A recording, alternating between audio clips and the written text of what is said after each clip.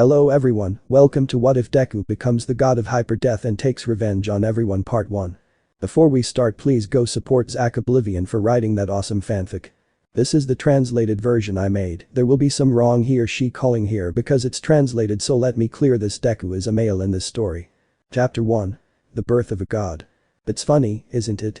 How life can give you so much pain, first destroy your dreams when you're just a kid, treat you like trash at school, and when it seems like everything is going to be solved, when you see a light of hope, when you see that your life is already improved, but no life as cruel as it may seem has its favorites, and our protagonist is not one of them. You could see a green-haired boy with emerald eyes in an extra underwater cave. He was wearing the UA uniform, the greatest hero academy of all, but without a doubt what stood out most about his appearance was that he was full of wounds such as cuts, bruises, burns, frozen body parts, and was in a pool of his own blood. This boy is Izuku Midoriya, the former bearer of One for All and former UA student, but why is he former? Well, to find out we will have to go back a couple of hours. Flashback 2 hours. Izuku could be seen in the UA director's office, but he was rarely seen with hatred and contempt by everyone present, which made him very nervous. Izuku Esto, why did you call me Nezu-san? He asked nervously because of everyone's stares. Nezo, I want you to explain this to me, he said seriously, which was rare for him. He then put on a video showing Izuku giving the League of Villains information about UA and its students, which left Izuku in shock. Izuku, I swear I didn't do that. He said, trying to convince them. Midnight. Don't lie, damn it, she said, slapping him, knocking him to the ground. Nezu Izuku Midoriya, from now on you are expelled from the UA. He said coldly. At this, Izuku didn't say anything. He was in shock at what had happened, but then All Might approached him. All Might, I want you to give me back the OFA, you are a disgrace, he said, leaving a green-haired man devastated who, already resigned, gave him what he wanted. After that he went to his former classroom to get his things and go home. When he entered he saw how all his former classmates looked at him with faces full of hate and contempt, something that hurt him. But then he felt Lita give him a strong kick in the stomach, causing him to fall to the ground while spitting blood. Lita, damn traitor, this is what you deserve, she said with anger and hatred in her words. At that point, everyone from Class 1A started attacking him with their quirks without holding back or caring if they killed him as they began to insult him. Bakugo, damn bucking traitor. Lita, bastard. Mina, this is what you deserve for betraying us. The insults came and went, but what hurt him the most was seeing how Uraraka Ichako, the girl who stole his heart, hit him while looking at him with hatred. Note. Don't worry, she's going to suffer a lot in future chapters. Faced with that situation, Izuku, no longer possessing One for All, could not defend himself and could only stare, receiving all the blows and insults from his former companions, but with each blow and each insult, he said, his blood boiled with anger and hate. The green-haired man was on the verge of death, but in that moment he knew how Lita took him by the collar of his uniform and dragged him away, as if he were a sack of potatoes. When he realized where he was, he realized that he was on the edge of a cliff where at the bottom was the sea, but he also realized that his mother was looking at him with hatred and repulsion, something that broke his heart. Izuku, mama. He said weakly. At that point the green-haired woman approaches and slaps Izuku hard. Inko, damn bastard, you are no longer here, my son, you are just a damn mistake, she yelled at him while Izuku just cried. Lita, let's get this over with, he said, then threw Izuku's body off the cliff. Izuku's body began to sink upon coming into contact with the water as his vision blurred and the blood in his body mixed with the salt water. On the other hand, the green-haired boy's former classmates and former mother simply retreated to their homes without a single shred of remorse for what they had just done, but what they didn't know was that they had just made the worst mistake of their entire lives. Vindel flashback. And that's how we got to this situation, a green-haired boy betrayed by almost all of his loved ones and on the verge of death in an extra underwater cave, but in that several images begin to pass through the green-haired boy's mind. He begins to remember the few loved ones he has left, the image of his daughter Eri passed through his mind, of the boy he wants as a son Kota. But above all, the image of 3 beautiful girls came to mind with whom he had unknowingly fallen in love, and I mean Melissa Shield, Najire Hadu and Mei Hatsum. And that Izuku began to get up with great difficulty because of the wounds his body had. Izuku, too, I still see can't die, I still have loved ones to protect, he said with difficulty. Izuku begins to walk. He did not know what was happening to him, but for some reason he felt deep within his being a feeling burning within him, a feeling that would not let him die, a feeling that drove him to move forward and not give up. As Izuku advanced through the cave, he began to notice that there were strange structures like remains of what appeared to be pillars. There were also various rubble of walls, bricks all over the place. Apart from the fact that it was full of dust due to the age of the place, the green-haired man reaches the remains of a room, which was full of scrolls, just out of curiosity. With the little strength he had left he takes one and began to read it. Despite the fact that the paper was very damaged by the passage of time, the letter could be read, although with some difficulty. What the scroll said was the following.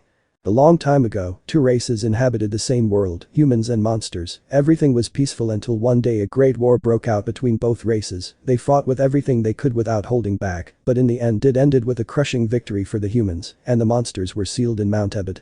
Izuku was very surprised when he read this, but he continued reading. Humans managed to defeat the monsters because they had a power that surpassed them, and that was that their souls were much stronger. So far there are 7 different types of souls that vary according to the personality of their bearer.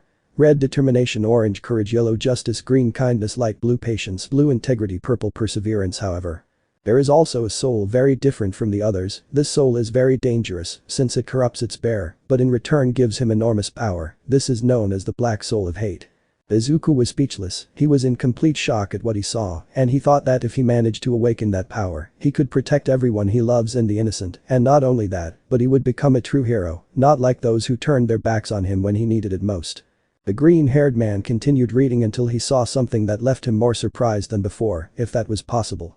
A long time ago there was a monster who managed to obtain the power of 7 human souls and became what everyone feared. He became a god, the god of Hyperdeath. Izuku couldn't believe what he had just read, but then he got to the part that excited him the most. How to awaken your soul power. How to awaken your soul. 1. Concentrate all your strength in your chest. 2. Remember your entire life up to this point. Note. I made that up and I'm sorry if it doesn't make much sense. And that Izuku, with a little strength he had left, begins to concentrate all his strength in his chest, while hundreds of memories of his entire life pass through his mind. The good times with his mother, when he inherited the One for All, when he met All Might, when he entered the UA, and all the good times and adventures he had with his friends while he was at the UA. As the memories passed through his mind, several lights began to come out of his chest that turned out to be 7 hearts of different colors. But in that all the abuses and blows from Bakugo come to his mind, when his dream was destroyed, when All Might destroyed his dream, and the worst when they betrayed him and tried to kill him. At that the green-haired man falls to his knees while clutching his chest in great pain and begins to vomit a kind of thick liquid as black as night. When he finishes vomiting, the strange liquid begins to float and come together, beginning to take shape, and he realized that it was a black heart. Izuku realized that he possessed the soul of hate. But that did not end there. The other 7 hearts surrounded the black heart and began to spin around it, beginning to shine, which forced Izuku to close his eyes. When he opened his eyes, he realized that in his chest, where there were several hearts before, there was now only 1 heart of different colors with a black border. Izuku, this is amazing. He said with stars in his eyes when he saw that he now possessed so much power. At that the green part of his new soul begins to emit a slight green glow. The boy's body was surrounded by a glow of the same color. With this all the wounds he had began to heal at an enormous speed, leaving him completely cured, although quite tired. Izuku, I can't believe that this really worked. With this I will be able to do true justice. I don't care how many I have to kill, or who, if with this I can protect people and my loved ones, I don't care. Those damn traitors will see what I am capable of, and they will regret the day they turned their backs on me. He said happily at first, but with a cold and sinister voice at the end. Chapter 2. A New Life. It had been 6 months since Izuku was framed, betrayed, almost murdered, and his new power was discovered. During this time Izuku had killed himself training to master his soul powers. He discovered the abilities of each trait, and that he also had 5 transformations, each one more powerful than the other. However, each transformation had its disadvantage I forgot to mention in the clarifications. Also during these months his appearance had changed, being a little taller and with a more mature appearance. First month. During this time, Izuku dedicated himself to training the soul powers of determination, bravery, justice, kindness, patience, integrity and perseverance, being able to perfectly master their respective abilities. Second month. During this month, the green-haired man dedicated himself to training his first transformation, which he called Hate Mode. The abilities and powers he acquired were surprising, but unfortunately, the green-haired man realized that if he did not keep his hatred under control, it could get out of control and hurt his loved ones and the innocent. Third month. During this time Izuku trained his second transformation. He calls it Omega Mode, but he also calls it Omega Izuku. He was increasingly surprised by the power he was obtaining. However, this transformation made him very confident on the battlefield, but apart from that his power was enormous. Fourth month. Izuku had trained during this time his third transformation, God Mode. He had mastered 75% of the total power of that transformation. He was a master in hand-to-hand combat and also a master in sword combat. However, using this transformation spent a lot of energy, and when he returned to normal he was very tired, but luckily he was rarely forced to use this transformation. TERMINADA. During this month he dedicated himself to training his supreme mode. This is the second transformation that was the hardest for Izuku to control, and that he only controls 50% of the total power. However, he obtained incredible power, not to mention that his armor is almost indestructible. The curious fact, when using his wings for the first time when flying, he ended up on the other side of the world in less than 10 seconds. 6th month. This training that he underwent was, at least, 10 times worse than hell in the words of the green-haired man. During this month he barely slept to control his definitive transformation, Seraphim mode, the most powerful transformation. However, the power is so great that he could only control 25% of his total power, and not to mention that he could only use it for 10 minutes. At the end of that time he would automatically detransform and become extremely tired. Note: during the time he was training in the cave he survived by eating fish he caught and with the help of the kindness soul skill that helped him heal from all his training wounds. Present. We can see our green-haired protagonist in a house, which is more of a mansion than a house, in a forest on the outskirts of the city. The green-haired man had bought the mansion after finishing his training in the cave, but before leaving the cave, he destroyed it completely to make sure that no one finds that information and the power of the souls does not fall into the wrong hands. And if you're wondering where did he get the money? Well, Izuku has been working as a mercenary for a while, and you could say that they paid him so well that he wouldn't have to work for a very long time. Yeah, things have been going very well for Izuku. He has a lot of money and power, and soon he would pay a little visit to the few people who didn't betray him. But even though the green-haired boy's life has improved, the UA on the other hand, has been at its worst moment in its entire history as a school. To begin with, it was discovered that Izuku was not the traitor, but the real traitor was TERMINADA, which he revealed himself, saying that having finished his mission, there was no point in continuing with his farce. It should be noted that everyone upon finding out about this was not devastated, but what follows XD, all his classmates felt like scum for what they did to their friend. The teachers did not stop blaming themselves, and the teachers even cried. However, the one who suffered the most was Izuku's ex-mother, who had thought about committing suicide multiple times, but always came out ahead for her granddaughter. 𝒅𝒐𝒓 had locked herself in her room 24 hours a day, did not eat, did absolutely nothing. All she did was cry and regret what she did to the young man who stole her heart.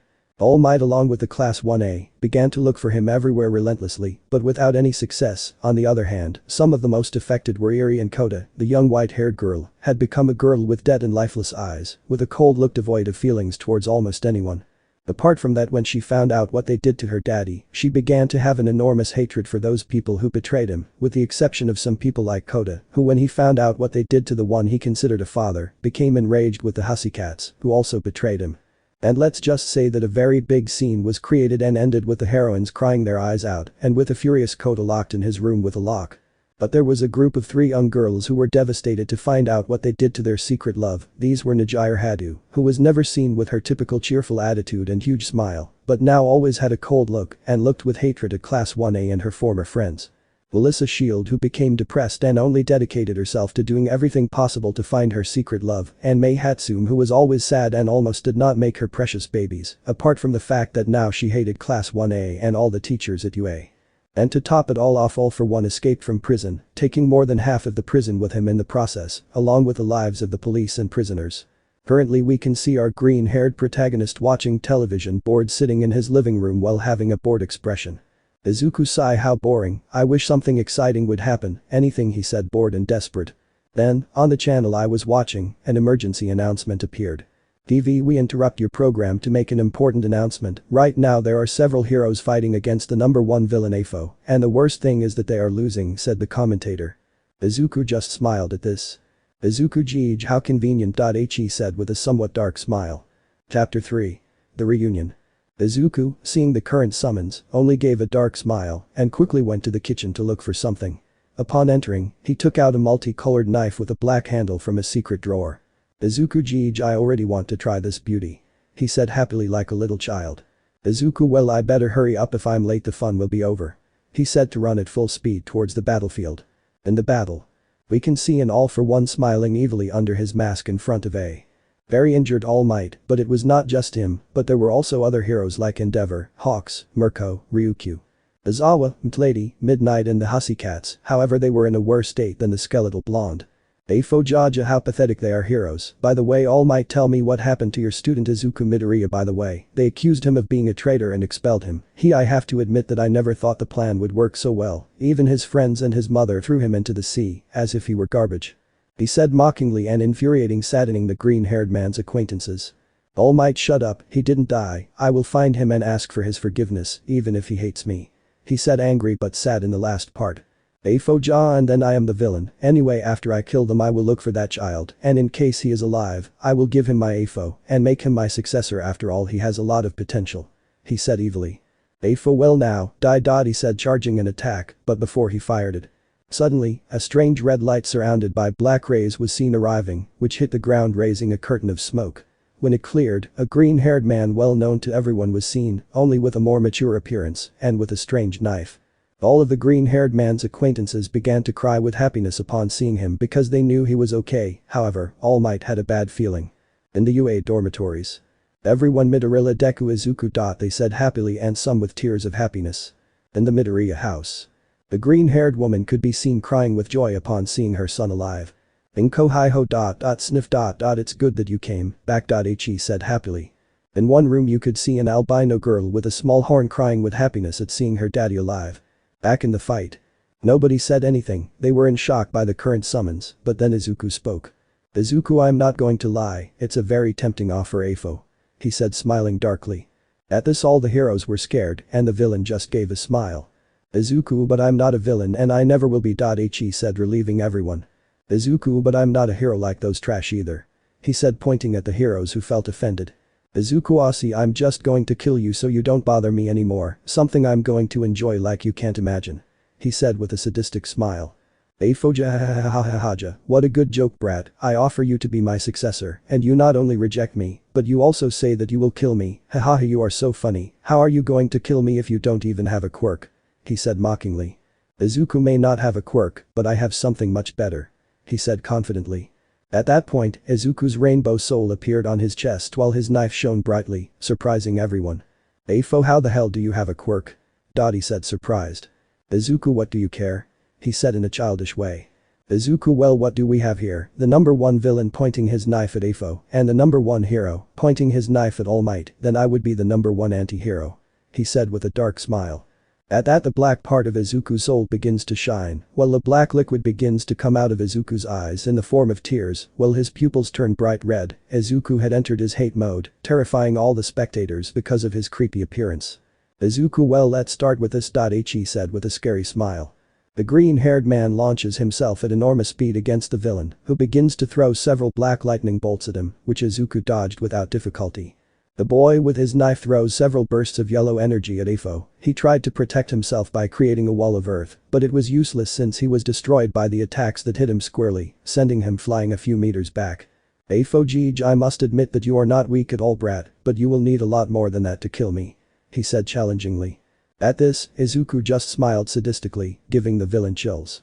With enormous speed, the green-haired man appears in front of a surprised Afo, with his fists surrounded by orange magic and black rays. With enormous force, he gives him a powerful blow to the stomach, causing him to spit blood while losing his breath and falling to his knees in pain. Izuku? What happened? Did you find a coin? He asked in a mocking and superior manner. Afo stands with some difficulty, looking at the freckled man with hatred and fury. Afo, damn brat, I'm going to kill you. He shouted furiously. At that point, the villain launches a powerful air cannon at the green-haired man, who only put his arms in an X shape to protect himself, being dragged back by the power of the attack, generating a lot of dust. Afoja, hahaha, what happened, brat? Don't tell me that was all. Now where did all that trust go? He laughed with arrogance and malice in his voice. Suddenly, a giant yellow revolver appears meters away from Afo, leaving everyone in shock, to begin firing powerful bursts of energy surrounded by dark rays. The villain would try to counteract the bursts of energy with other black ones that he threw, however that did not work, and he ended up receiving many of the bursts being sent flying and being buried against some rubble. Izuku, now who is the one who was defeated? He said without removing his mocking attitude. From the rubble emerged an Afo with his suit badly damaged and half of his mask destroyed, showing his horrendous and deformed face. The villain was furious and in a fit of rage, he threw dozens of earth spikes, along with electric rays at Izuku. However, Izuku did not move from the spot and ended up receiving all the attacks head-on, creating an enormous amount of smoke, not letting the spectators see and making them assume that the broccoli boy had died. Afo let out a smile of victory, believing that he had already won and gotten rid of that child. However, before he could say anything, all the smoke disappeared, revealing that there was a bubble of green magic that protected a smiling Izuku. Izuku judged nice idiotic attempt, but now it's my turn to attack, and I warn you I will show no mercy. He said with a dark and sadistic smile. The green-haired boy throws a large amount of knives at the villain, who tries to defend himself, but it is useless since his arms and legs are pierced by many knives. But it does not end there. The boy creates a huge ballet shoe made of blue magic, and later the huge shoe gives a great blow to Afo, sending him flying in the direction of Izuku, who was waiting for him with his fists surrounded by orange magic and black rays. The green-haired boy gives him a powerful blow to the jaw, sending him to the sky. But before the villain escapes, his foot is caught by a blue thread that had been by Izuku. Immediately after, Afo began to be whipped against the ground, causing several of his bones to break. Izuku, already bored of that, releases a very injured Afo, with a lot of blood and broken bones that was barely getting up. At that, the green-haired man disappears in a burst of speed and appears behind an impressed Afo, while his knife glowed red while being covered by black rays. The villain takes the full attack, causing a huge explosion and huge destruction on the battlefield, while the heroes struggled not to be blown away by the shockwave. When the smoke cleared, they saw an Afo embedded in some rubble as he stood up with great difficulty. "Afo, damn son of a hitch!" I shouted furiously.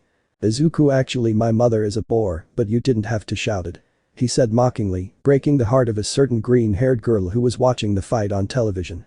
"Izuku, gosh, this is boring, at least make it interesting," he said, bored, infuriating the villain.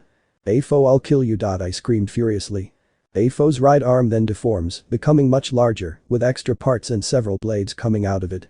"Afo, I will kill you with my best combination of quirks that I possess," he said confidently. Izuku just smiled and then extended his hand to the side, while the red part of his soul glowed, and that a kind of four-pointed yellow star appeared in Izuku's hand, leaving the spectators confused. "Izuku, just in case, it's not good to be overconfident," he said mockingly. At that, the villain launched an attack on the green-haired man at the highest speed he could due to his injuries. Izuku, for his part, only activated the powers of the soul of bravery, causing his fists to be surrounded by an orange energy. At that, both opponents collided fists, causing a large air current, while beneath them, a crater was generated by the force and several currents of wind that moved the heroes away a little. Even though Afo was giving his all in the fist fight, Izuku was barely putting in any effort. "Afo, damn you, why don't you die?" he said angrily. "Izuku, geez, you forgot something," he said mockingly. "Afo, what is that?" I asked, confused. "Izuku, you forgot that I have two arms," he said with an arrogant smile. And that Izuku shows his other spleen, which hit his fist covered in orange energy with black rays, and that he gives a powerful blow to Afo's stomach, causing him to fly to crash against some rubble, being unconscious and with many wounds, leaving all the spectators in shock when they see how a child defeated the villain number one. But they were horrified to see how he summoned several red energy knives and pointed them at Afo's head, heart and neck, ready to end his life, but in that, before he kills him, he hears someone he hates very much scream. "All Might Midoriya Shonen, stop!" I screamed in fear of what I was about to do. Izuku just frowned in disgust upon hearing that voice he hates so much. The green-haired man just turned around looking at the heroes with coldness and hatred. "Izuku? What do you want, you piece of shit?" he asked with hatred in his voice, surprising everyone with how he spoke to the number one hero. "All Might Shonen can't kill Afo," he said, trying to stop him. "Izuku, I can't kill him." "Ha, don't make me laugh, you tried to kill me, so don't tell me anything, you bucking oxygenated piece of shit," he said mockingly. "Izawa Midoriya, I know you're angry, but killing him won't fix anything," he said, trying to stop his offspring. "Izuku may not, but it is fun," he said, smiling like a child, scaring the spectators. "Izuku, by the way, you won't be saved, when I'm done with him you'll continue," he said with a sadistic smile. But when he turned around, he saw how the villain was taken away by Kurogiri, making the green-haired man furious, who only looked angrily at the heroes. "Izuku, damn you, it's because of you he escaped, now you'll take his place," he said, summoning many knives. "All Might Shonen, I know I hurt you a lot, but if I have to defeat you to make you reconsider, I will," he said, standing on guard along with the other heroes. Chapter 4. Battle against the heroes. We can see our green-haired protagonist with his hate mode activated in front of several heroes. Among them were the UA teachers, the hussy cats, and the 10 strongest heroes in Japan. All of these were still injured from their fight with Afo. Izuku just looked at them coldly, although if you looked at his eyes, you could see enormous hatred in them. While this was happening, all of Japan looked expectantly at the fight that was about to break out. "All Might Shonen, I don't want to hurt you," he said sadly. "Izuku, don't come to me with that shit now, you damn oxygenated. I don't know if I should kill them or just leave them on the verge of death. Well, why don't we see it on the battlefield?" he said coldly, but in the end he said it with a sadistic smile. And the green, orange, yellow, violet, blue and light blue parts of the green-haired man's soul, 6 orbs of the aforementioned colors emerge. "Izuku Saban, I've wanted to try this for a long time. I'm excited to know how long they can survive." In that the spheres of energy surround Izuku's body, and when they dissipate you can see how all that energy now surrounded Izuku's knife. Note: if you didn't understand, Izuku channeled the power of 6 souls into his knife. "Izuku, see, you think you have a chance of winning, you are very wrong, come equals. He said with a sadistic smile. Play music. In that a hero with the appearance of a banker shoots a burst of bullets at him, but Izuku only uses his knife and creates a green energy shield protecting himself from the bullets. "Izuku pathetic. He said boredly. At that point, Izuku's knife glows yellow and fires a powerful burst of yellow magic. Some heroes managed to dodge it, however, others were not so lucky and ended up receiving the attack, leaving them either unconscious or on the verge of death, which brought an evil smile to Izuku. At that point Mirko would launch himself to kick him, which he easily dodges, and then knee him in the stomach, causing him to spit blood. At that point, the green-haired man grabs her by the hair, causing the white-haired woman to look him in the eyes. Upon seeing him, the heroine is terrified by what she was seeing. "Izuku, see, you're idiots to face me in your current state," he says mockingly to kick her and send her crashing into some rubble. In that ectoplasm opens his mouth and begins to create many clones which are going to attack Izuku. The green-haired man only smiles and using his knife begins to destroy, with one cut each clone that the hero sent to him. While Izuku massacred the clones, Midnight rips one of his sleeves and begins to take out his gas to try to put Izuku to sleep. The green-haired man had already destroyed all the clones, and he didn't look the least bit tired, and to top it off the midnight gas wasn't affecting him in the slightest. "Izuku, but it smells so bad," he said referring to the heroin gas. In that, Midnight uses her whip to attack him, but Izuku with only one hand, grabs it tightly and then pulls it, attracting the heroine to him, and then giving her a powerful blow to the jaw, sending her flying and becoming unconscious.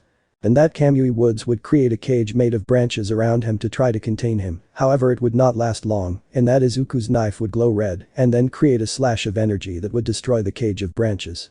All the viewers could not believe how a child was fighting alongside, yes, of course, rather, he was playing with them, the greatest heroes of Japan. At the Midoriya residence. Inko was in shock seeing the battle, but she was very sad seeing what Izuku became because of his stupidity, while in another room, we can see a white-haired girl with a horn watching the fight in amazement. "Iri Poppy, I hope everything is okay," she said worriedly. In the UA dormitories. All the students were in shock seeing how their former classmate was facing the heroes, but the most surprised and worried was a certain blue-haired girl and a certain pink-haired girl. "The Jirame, I have to go talk to him." They thought in unison and then left the building, taking advantage of the fact that everyone was focused on the fight. Back in the fight. Izuku can be seen fighting several golems created by Pixie Bob while dodging Mandalay's punches and parries. "Izuku, let it be very clear to you mangy cats that the only reason I didn't kill them is because I don't want to leave Kota an orphan," he said seriously and coldly. Note: remember that Kota, Eri, May, Najira and Melissa did not betray him. With that, he jumps away from Mandalay to summon a shower of red knives which hit both Hussycat squarely, leaving them on the verge of death in a pool of their own blood. Izuku was going to attack the other heroes, but something stops him. He lowers his gaze and sees how Aizawa was holding his right arm using his bandages. "Izuku, I'm going to brag a little." He thought maliciously. At that he raises his knife. The heroes thought he would attack the black-haired man, but the next thing they saw left both the heroes and the spectators horrified and in shock. Slash. The sound of flesh being cut was heard accompanied by a large jet of blood. One would think it was Aizawa's, but no, it was Izuku's, who using his own knife cut off his own arm, more specifically the one Aizawa was holding, and that the green-haired man jumped away while the blood stopped flowing, and to the surprise of the heroes and spectators. A strange black liquid resembling oil began to come out of Izuku's wound, disgusting some but confusing others, but they were stupefied to see how that liquid took the form of a black arm and then turned into a real arm. "Izuku, jaw regeneration, that's great," he said with a smile. At that point Ryukyu in his dragon form and Hawks would launch themselves to attack Izuku, who just jumped back easily dodging the attack. Then with his yellow knife, he would begin to launch hundreds of energy blasts at them, raising a lot of dust that when it cleared both heroes were seen full of wounds and unconscious on the ground. And that Izuku would feel a slight discomfort in his ear. When he turned around he saw that it was present Mick who was attacking him with his sonic scream at maximum power. Of course it didn't hurt the green-haired boy, it just bothered him. In a second he appeared in front of the blonde hero and gave him a cut in the chest, causing blood to come out in jets, and then he was left on the ground unconscious due to loss of blood. Izuku? Who's next? He asked mockingly. Lady, get with someone your own size, she shouted, appearing out of nowhere and crushing the green-haired boy with her foot, terrifying everyone. But then the star that Izuku had previously created began to shine brightly and everyone was forced to close their eyes. Some were shocked to see a new Izuku without any wounds, with his knife in his hand and a sign above him that said.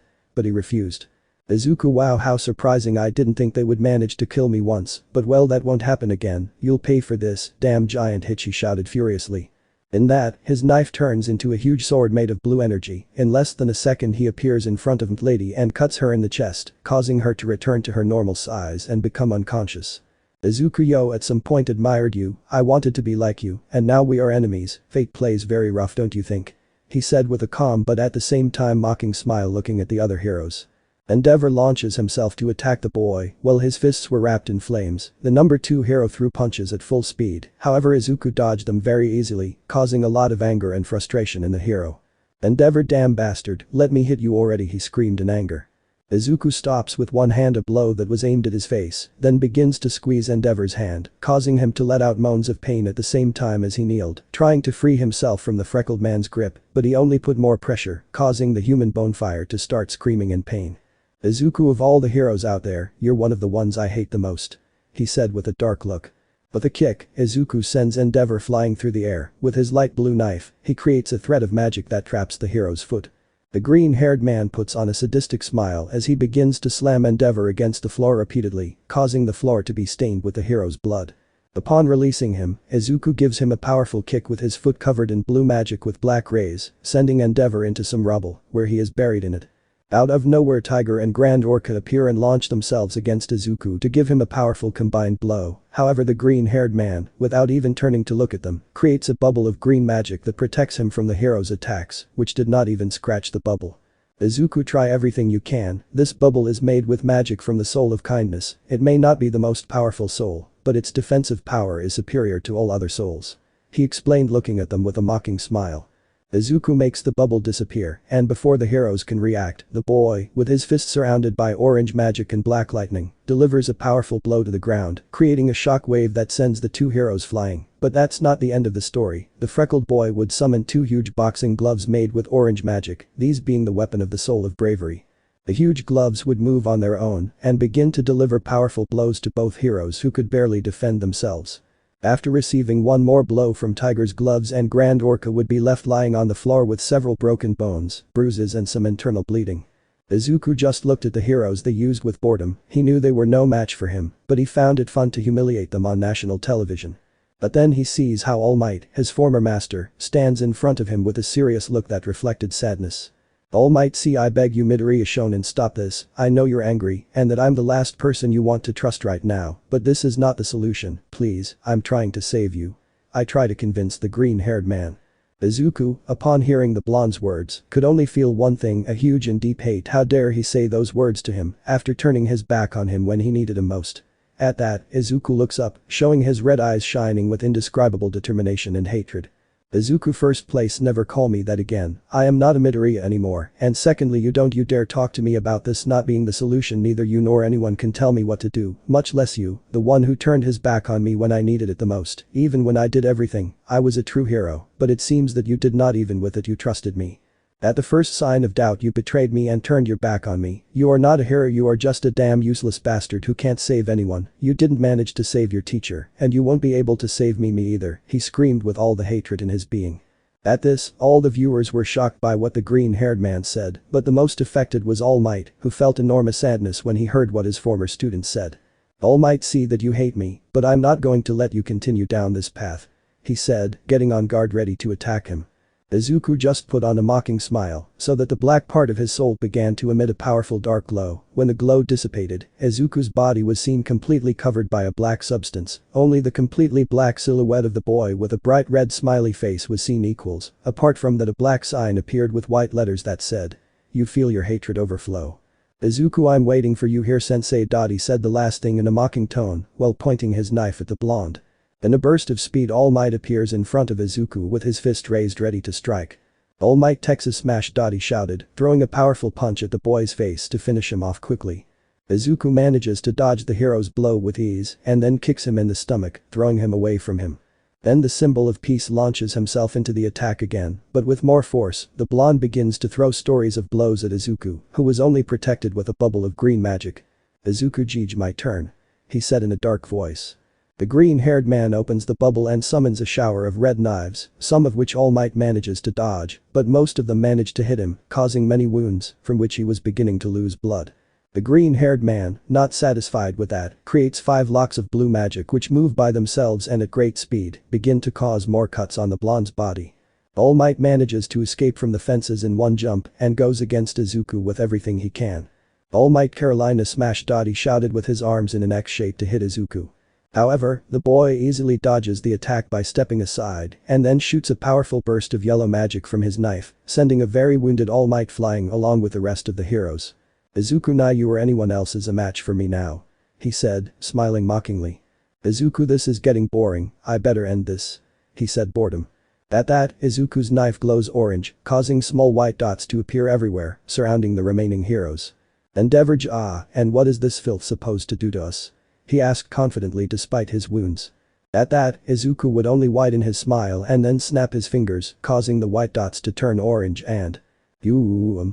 All the points exploded at the same time, generating a huge explosion that covered the entire battlefield. It is worth mentioning that a certain Muslim who was watching the battle on television had his jaw on the floor. When the smoke dissipated, almost all the heroes were seen unconscious on the floor and with third-degree burns, with All Might being the only one standing although he had several wounds and burns. Izuku, I'm surprised you're still standing. Well, I better end this. I'll attack you with one of my most powerful attacks, but it will be at the minimum power so that it's at your size. He said mockingly. At that point, All Might saw everything turn completely dark, but in that darkness a smiling face was seen equals, and Izuku's knife was shining a crimson red. When the darkness dissipated, Izuku was seen inside a kind of translucent black bubble, while blood-red rays surrounded him.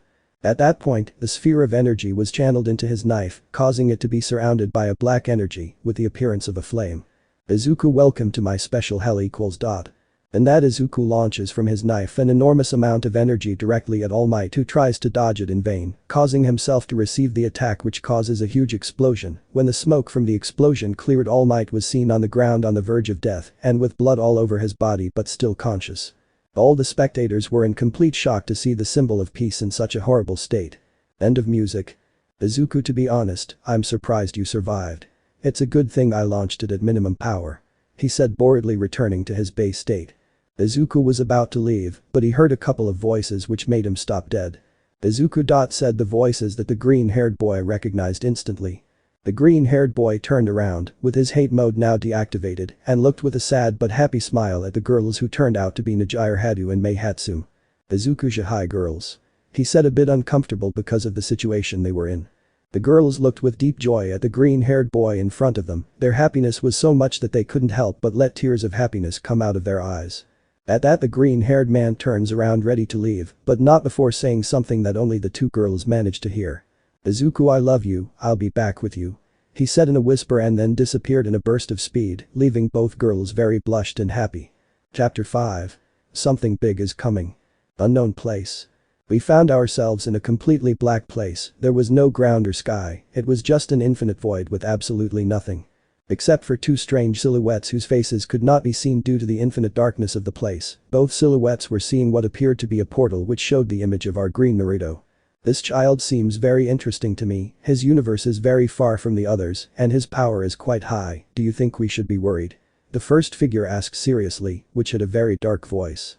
I don't think this brat is a threat. Despite having quite a lot of power compared to the beings in his world, he still can't control everything. However, it's better not to leave loose ends. Then tell Horror to give that brat a little visit. This way we can see and study a little more of his power and determine if he's a threat. He said in a serious way, the second figure. Whatever you say, I still think we should kill him now.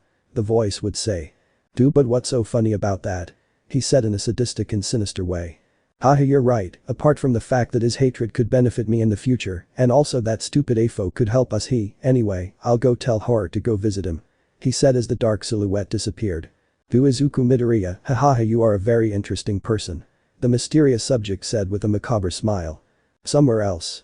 In a different place than before, which was a bright yellow space with many leaves floating, we can see two beings with a human and male form, one of them with white hair with eyes that changed color. He had painter clothes and a huge brush on his back. The other subject was shorter, having the appearance of a child between 9 and 10 years old, with white hair.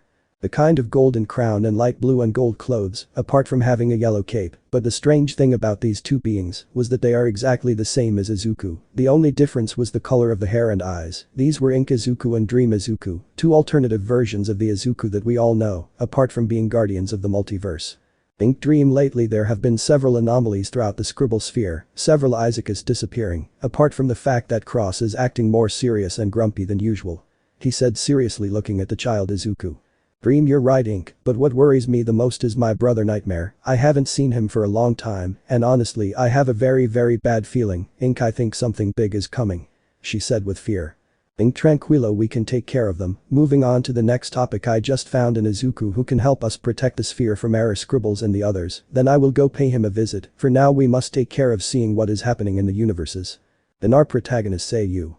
It's been a week since the battle between Izuku and the heroes, who had to spend a few days in the hospital due to the injuries they had from the fight against Izuku, and that was despite the fact that Recovery Girl was healing them.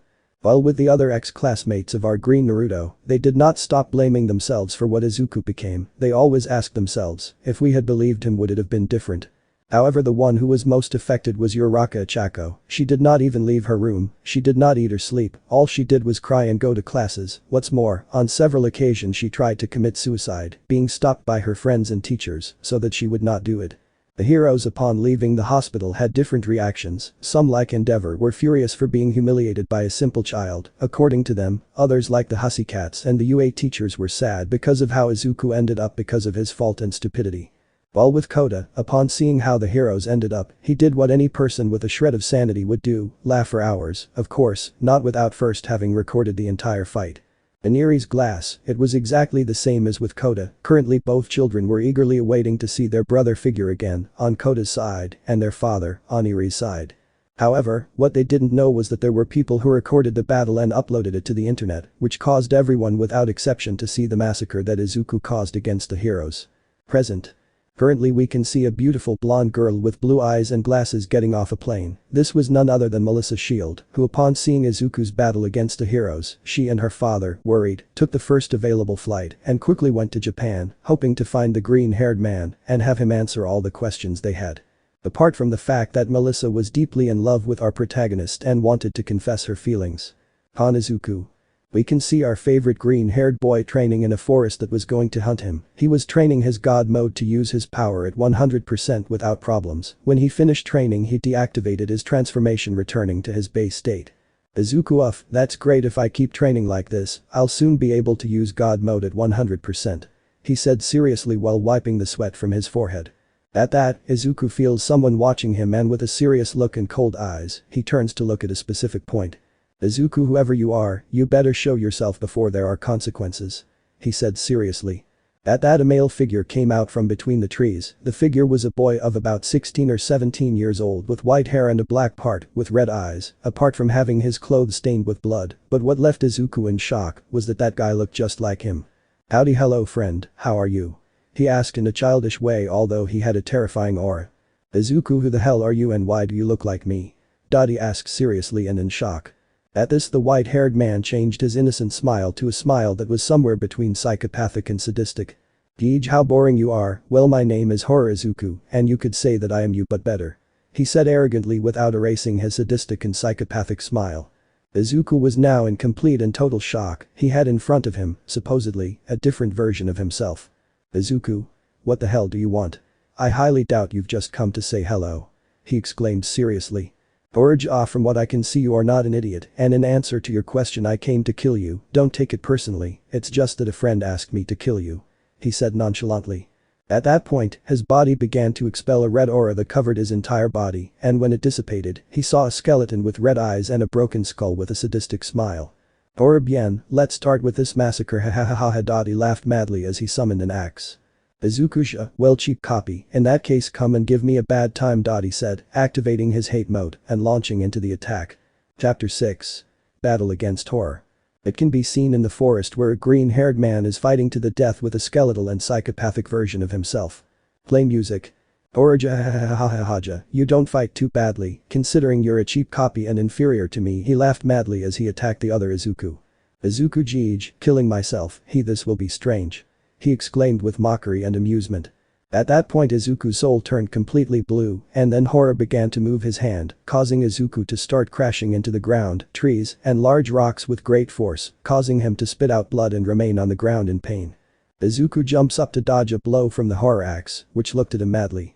The green-haired man creates several blue magic blades and sends them to attack Horror, who began to defend himself with his axe and some geister blasters. However, the skeleton did not realize that Izuku was in front of him with a machine gun made of justice magic. Izuku says hello to my little friend. He said mockingly. Faced with this horror, he could only say one thing. Horror shit. It was the only thing he managed to say. The freckled man, without a second's hesitation, began to shoot hundreds of magic bullets towards the skeleton, who protected himself with a barrier of bones. When the bullets hit the bones, they began to generate a large cloud of dust, preventing them from seeing both opponents. Izuku? Where the hell did that guy go? He asked himself. However, Izuku feels a presence behind him and quickly turns around looking at his counterpart with his axe raised and a murderous look. Or you let your guard down, I scream madly. The skeleton gave Izuku a powerful blow with his axe, who protected himself with his arms in an X shape, however the power of the attack sent him flying several meters away. Horror did not waste this opportunity and launched a huge amount of sharp bones that hit the green-haired man's body, causing him a lot of damage. The psychopath used his soul manipulation and began to whip him against the ground and against the trees, causing them to be uprooted. The green-haired man got up with difficulty, only to be surprised to find that in front of him, there were 10 geister blasters pointing at him ready to shoot. Izuku shit. Was all he said. At that moment the 10 blasters fired at the same time towards the green-haired man, who tried in vain to protect himself from the rays with a green energy shield, which was useless since the shield broke into 1,000 pieces as if it were glass, causing Izuku to receive the attack fully, causing a huge explosion. When the smoke cleared, a green-haired man was seen, quite injured, with blood coming out of his wounds and a look full of fury and hatred directed at his counterpart. Oraha, is that the best you have? You are so pathetic, I don't understand why the boss considered you a threat. He exclaimed mockingly, causing the green-haired man's anger to increase. Izuku, damn it, I better be serious, otherwise at this rate I'll be defeated. He thought seriously and frustrated. Then that rainbow soul of Izuku came out 6 hearts, which were the parts orange, yellow, green, blue, light blue and purple. The 6 hearts stood by Izuku's side, surrounding him before the expectant and confused gaze of horror Izuku, who was confused by the freckled boy's action. In that a great white light covers Izuku, the brightness was so strong that it forced the skeleton to saw his eyes or whatever a skeleton has. When the glow faded it was seen that Izuku's appearance had changed, now being white-haired, with pale skin, an elegant black suit with a yellow flower, a strange bow, red eyes with green pupils, 3 piercings in each ear, and a top hat with a television screen on it, which only showed static. But the strange thing was that he had several metallic tubes coming out of his back, as if they were tentacles, which I forgot to mention in the clarifications. Haha, sorry. Izuku, congratulations you skeletal bastard, you are the first to force me to use this transformation. I present you Omega Izuku. He exclaimed with a somewhat crazy smile. Orgeej, I see that you have indeed become stronger, but that will not be enough to defeat me. He said, making a blood-red flame come out of his left eye. Horror summons a geister blaster that fires at Izuku. The green-haired man quickly creates a wall of roots to protect himself. Izuku makes the roots disappear and launches hundreds of bullet seeds at the skeleton. The latter launches hundreds of bones that upon impact with the seeds end up destroying the projectiles of both Izuku's. And that horror uses his soul manipulation, making Izuku's soul turn completely blue. Then he whipped him against the ground and trees again. The skeleton, stopping whipping Izuku, walks towards him with his axe in hand, ready to decapitate him. However, some roots caught his foot and immediately he began to be surrounded by many bullet seeds which hit him directly, causing great damage. Izuku, you're going to have to try better than that. He scoffed as he got up from the ground. Horror cursed. In that, Izuku grows 2 extra arms made of roots with red claws. The white-haired man launches himself at full speed towards Horror and they begin to fight hand to hand. Izuku dealt him several blows which greatly weakened the psychopathic skeleton. Having 2 extra arms he had a momentary advantage. Horror quickly teleported away from him while breathing tiredly from the wounds he had, while Izuku looked at him with a mocking smile. Izuku Jeej, I suppose that is all your power, but at least I must congratulate you, no one had forced me to use this transformation, I recommend that you give up if you want to live. He exclaimed seriously. Horror just looked at him with fury, he couldn't believe that this bastard was giving him such a beating, and to top it off he was telling him to give up, this wasn't going to stay like this, he would kill him no matter what the cost. Remove music. Horror I can't believe this bastard is defeating me, I'll have to resort to that. He thought angrily. Flashback to Horror. Just before Horror went to Izuku's he was talking to the mysterious figure. Before you go Horror take this. He said while giving her a small big smile which contained a black substance. Horror what the hell do I need this for? I asked confused. Let's just say that if you have complications you will have to drink this, of course only use it as a last resort, the effect will not last long. He exclaimed seriously. Immediately afterwards, Horror struck, he just put the bottle away and left. End of Horror flashback. Remembering that, he took the bottle with the strange substance out of his pocket while Izuku looked at him strangely. Horror now you damn thing, get ready because I'm going to kill you with this he exclaimed. He then uncovered the bottle and without hesitation drank its entire contents.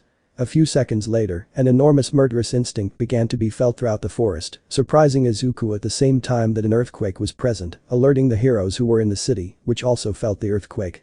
The body of Horror began to be enveloped by a flame of black fire, when it dissipated it was seen that the body of the psychopath had changed now being totally black with red eyes and mouth, apart from the fact that the hole in his skull had disappeared.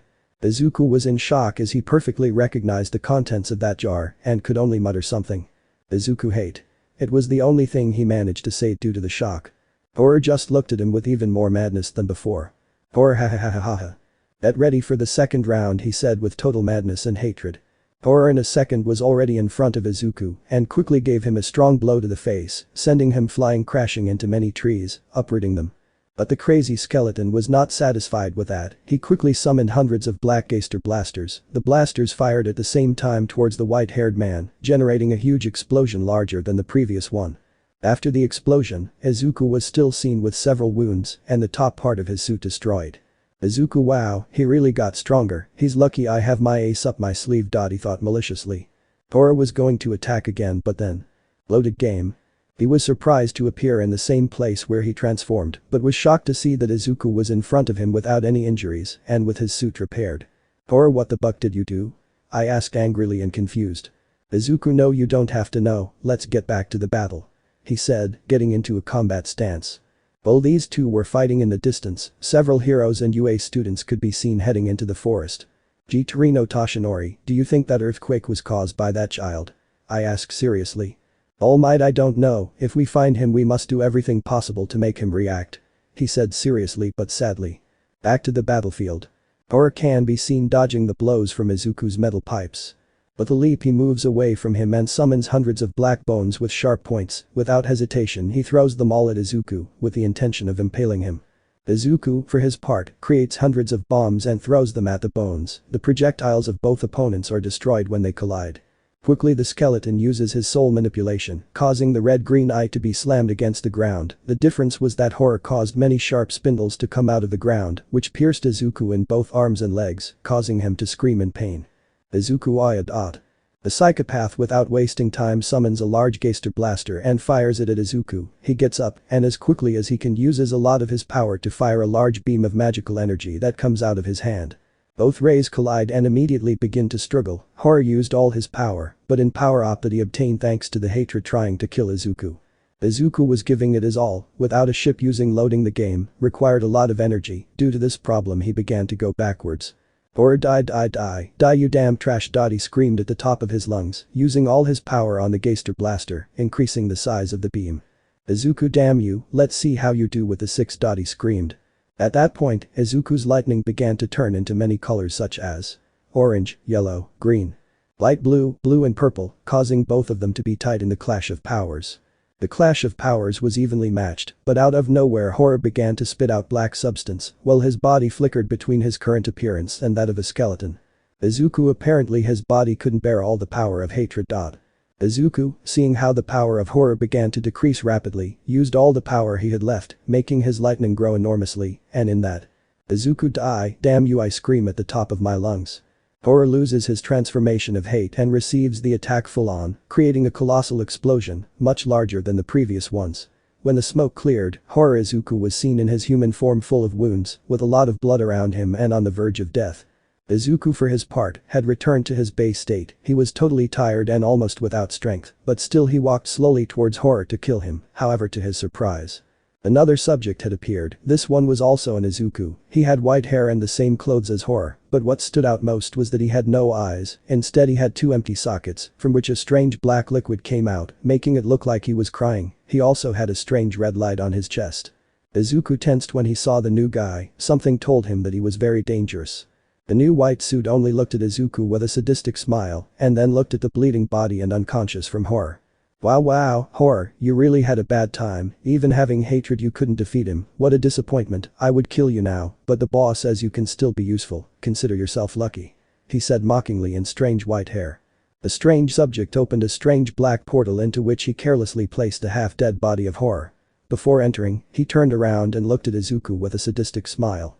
I hope we can face each other, God of Hyperdeath.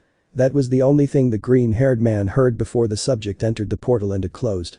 Izuku was just very surprised and tired by the fight, and when he thought that nothing could be worse, he turned around when he felt a familiar presence. When he turned around he found many pro-heroes, along with all the UA students, who looked at him with concern and others with seriousness. Just before someone made or makes any movement, a stain of what seemed to be paint or ink formed on the ground, next to a molten Izuku heart. Immediately after the stain, a white-haired man just like Izuku came out. He had painter's clothes, a giant brush and eyes that changed color. This was none other than Izuku, the protector of the universe. Of course, the appearance of the other Izuku left everyone in disbelief, including Izuku himself. Jeej, it seems I arrived late, but I see that you were able to do it with Horror, well done Hyperdeath. I congratulate you with a smile before everyone's incredulous gaze. Izuku? And who the hell are you? He asked, standing on guard despite his wounds. Tranquilo, I am not your enemy, I just want to help, just bring goods with me, I will explain everything to you, I only ask that you trust me. He said kindly. Izuku, this guy doesn't seem to be like those two, apart from the fact that if he wanted to he could kill me here, and now that I'm weak, I'd rather trust him for now. Okay, I'll go with you, but you better not try anything. He threatened seriously. Jeej, well then let's go. He said with his brush he painted a large line of paint on the floor. Tranquilo, just follow me. He said, jumping into the line of paint, disappearing into it. However, just before the green-haired man entered, he heard a voice that made him furious. Uraraka Deku-kun, wait, please come back, we are really sorry, she said with some tears coming out of her eyes. The green-haired boy turned around slowly, and when he looked at the brunette he could only see Izuku's cold, hate-filled eyes. Damn. It was the dull noise that was heard throughout the place. The person responsible for this noise was Izuku Elos, who had in his hands a yellow revolver, and from which a little smoke was coming out of the barrel, indicating that he had fired.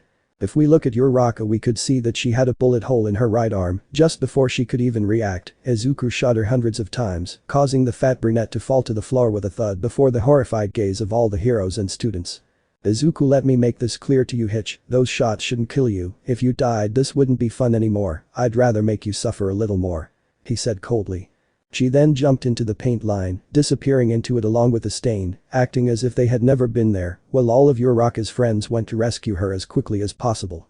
Chapter 7. Answers and a new team.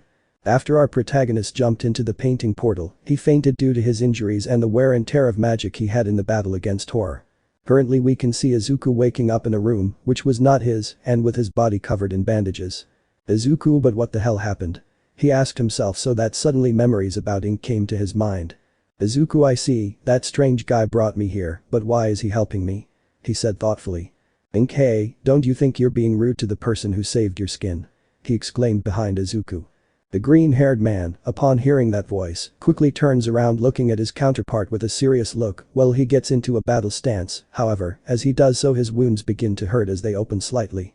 Ink, wow, calm down friend, your wounds still haven't healed, you should rest a little more, and if you're wondering why your regeneration isn't helping you, well that's because due to your battle against Horror, you spent a huge amount of magic, because of that your magic reserves are on the floor. He exclaimed seriously. Izuku just sat on the bed reluctantly as he looked at the painter with a serious and annoyed look. Izuku, no games painter, I want answers, who are you, who was that guy who attacked me, and why do you look so much like me? I asked seriously. Ink, calm down friend, I will answer all your questions when the others arrive. He said, confusing Izuku. Izuku, who are you referring to? He exclaimed distrustfully. Inksun or some friends who help me with my work, they should arrive in a few hours, when they arrive I will tell you everything you want to know, but you come in so much rest. He said as he left the room leaving a thoughtful and serious Izuku. Izuku just sighed and then lay down on the bed with his hands behind his neck while having a serious look. Izuku, he could have killed me while I was unconscious, I think I should trust him, for now, I wonder how they are doing. He thought seriously and nostalgically, and then fell asleep. In the BNHA world. A few days had passed since Izuku's battle against horror. Currently, we can see 3 beautiful girls, a blue-haired girl, a pink-haired girl and a blonde-haired girl. These girls are Najire Hadu, Hatsume and Melissa Shield, who were in the blonde's apartment. They began to become friends and try to find their beloved green-haired boy who had disappeared after leaving the round-faced fat girl in the hospital with her body full of holes. Melissa. So girls, were you lucky? I asked sadly and hopefully. Meisai, I'm sorry, I couldn't find anything that could help us find Izuku-kun. She said sadly. Ijai rhymed the same, I couldn't find anything. She exclaimed sadly.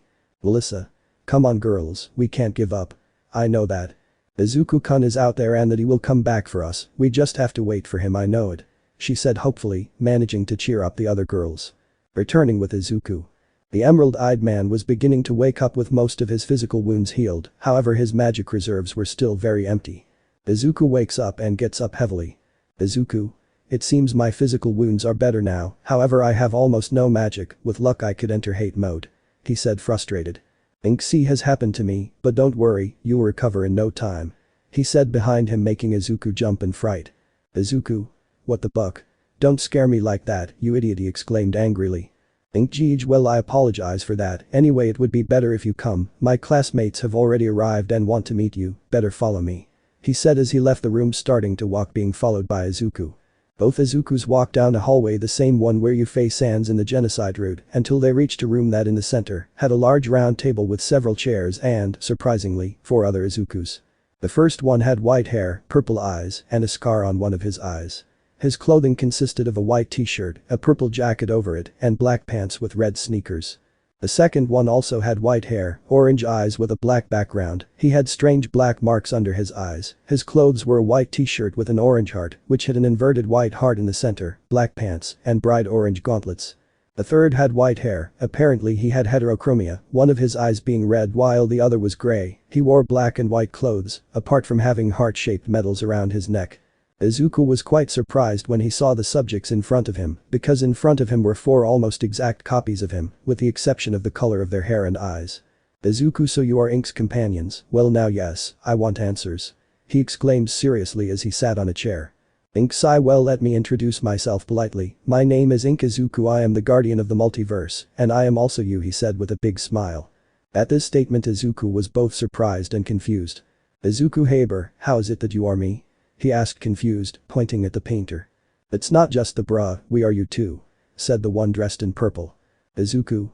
Please explain yourself well because I'm not understanding anything you're saying. He said, totally confused. Ink, well calm down, you see, imagine the universe as if it were a tree, now imagine that the trunk of that tree is its history, as time passes with each decision that someone makes, more specifically the original Izuku, branches are created, which are alternate universes with different stories and personalities, we are some of those infinite versions, that includes you too. He explained leaving Izuku in shock. I don't know if I expressed myself well, but you know what I mean. Nice to meet you bro, I'm Epic Izuku. He introduced himself in a friendly manner. Hello other me, you can call me Delta Izuku. Said the orange-eyed one. Call me Cross Izuku. He said coldly and sharply. Dream, hello, I'm Dream Izuku. He said with a smile. Ink, why you already know me, I'm Ink Izuku. He said happily. Izuku is in complete shock by the information revealed, after a few seconds he reacted and with a calmer look he exclaimed. Izuku. Well, but changing the subject, if you are me, does that mean that the one who attacked me was another me? I asked seriously. Epic, exactly bruh, that was horrible Izuku, an Izuku who is part of the Izuku's bad guys. He said seriously. Izuku what? Crossvir is the Izuku's bad guys are a group of evil Izukus whose only goal is to destroy all peaceful alternate universes to only leave the genocidal AUs. He said with his typical serious attitude. Izuku, I understand, but why did they attack me? Delta, we don't know the reason, but we assume it's because they considered you a threat to their plans, that's why they must have sent horror to kill you, and I think we all know what that meant. He exclaimed. Think that's why we wanted to ask for your help to defeat the evil Izukus, besides now that they know of your power they will not hesitate to kill you, since you became a threat to them by almost killing Horror. He explained seriously. Dream? And what are you saying, Hyperdeath? Will you help us? The white-haired man asked. Izuku just stood with his head down while his hair covered his eyes. After a few seconds he looked up showing eyes full of determination. Izuku, I will help them and we will defeat those bastards, Dottie said with a determined look. At these words all the other Izuku smiled, although crossed to a lesser extent. Inkwell said another me, now go rest, when you recover your magic we will train you to fully master your power. He said smiling. At this Izuku just nodded and retreated to his room. Izuku, this new equipment isn't bad at all, Dottie thought with a smile. Chapter 8. Cross-training and unexpected news. A few days had passed since Izuku joined the Ink team to stop a group made up of the evil Izukus, known as the Izuku's bad guys. During this time Izuku was resting in order to recover his magic. Currently he had recovered 65% of his total magic. Now we can see our green-haired boy lying on the bed in the room that Ink gave him to rest. Then the green-haired boy sees his painter version enter his room. Ink, good morning Hyperdeath, how are you? I ask in a friendly manner. Izuku, I feel fine, but why do you call me that? Ink, Jeej, well, since we are all the same person I gave us nicknames to distinguish ourselves. You possessing all the souls are the god of Hyperdeath in your world, that's why I call you that. But moving on to the next topic, how are your magic reserves? I ask the last thing seriously. Izuku is feeling better, I currently have 65% of my magic. He said calmly. Ink, excellent, now that you're feeling better, some training would do you good, don't you think? Izuku, what do you mean? I ask. Ink, in order to see your power level we came up with the idea of you having a friendly fight with one of us. He said seriously. Izuku, I think this is a good idea, who will I face? Ink, T will face Cross. He said as if it were nothing. The green-haired boy got a little chill when he heard that he would face Cross. Ink, well, now follow my shoulder, I will teleport us to the training camp. He said, to which Izuku only did as asked. Izuku touching Ink's shoulder, both are teleported to a larger version of the hallway where he fight Sans, in which the other members of the team were, while Cross was in the middle of the battlefield looking at Izuku with his classic cold gaze. Izuku, a question, what are they doing here? He asked, pointing at his other versions except for Cross. Epic, well, it's obvious we weren't going to miss this epic fight, brah. The purple-eyed one said jokingly. Cross, I well, get ready kid, I'm not going to hold back just because we're the same person. He said as he summoned a giant black knife sword. Izuku Jeej couldn't expect anything less. He said with his knife in hand and activating his hate mode. Ink, very well, start, Dottie said, starting the fight. Play music. Izuku quickly launched an attack against Cross, with his knife raised with the intention of stabbing him. The white-haired man blocked the green-haired man's attack with his knife, immediately after which Cross gave him a strong blow to the face that sent Izuku flying a few meters. Izuku Jeej, nice cross punch. He said, rubbing the injured spot. Cross, this is just beginning. He exclaimed as he summoned several Geister blasters aiming at Izuku.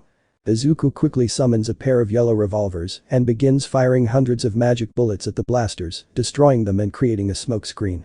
When the smoke cleared, Izuku noticed that Cross was no longer there.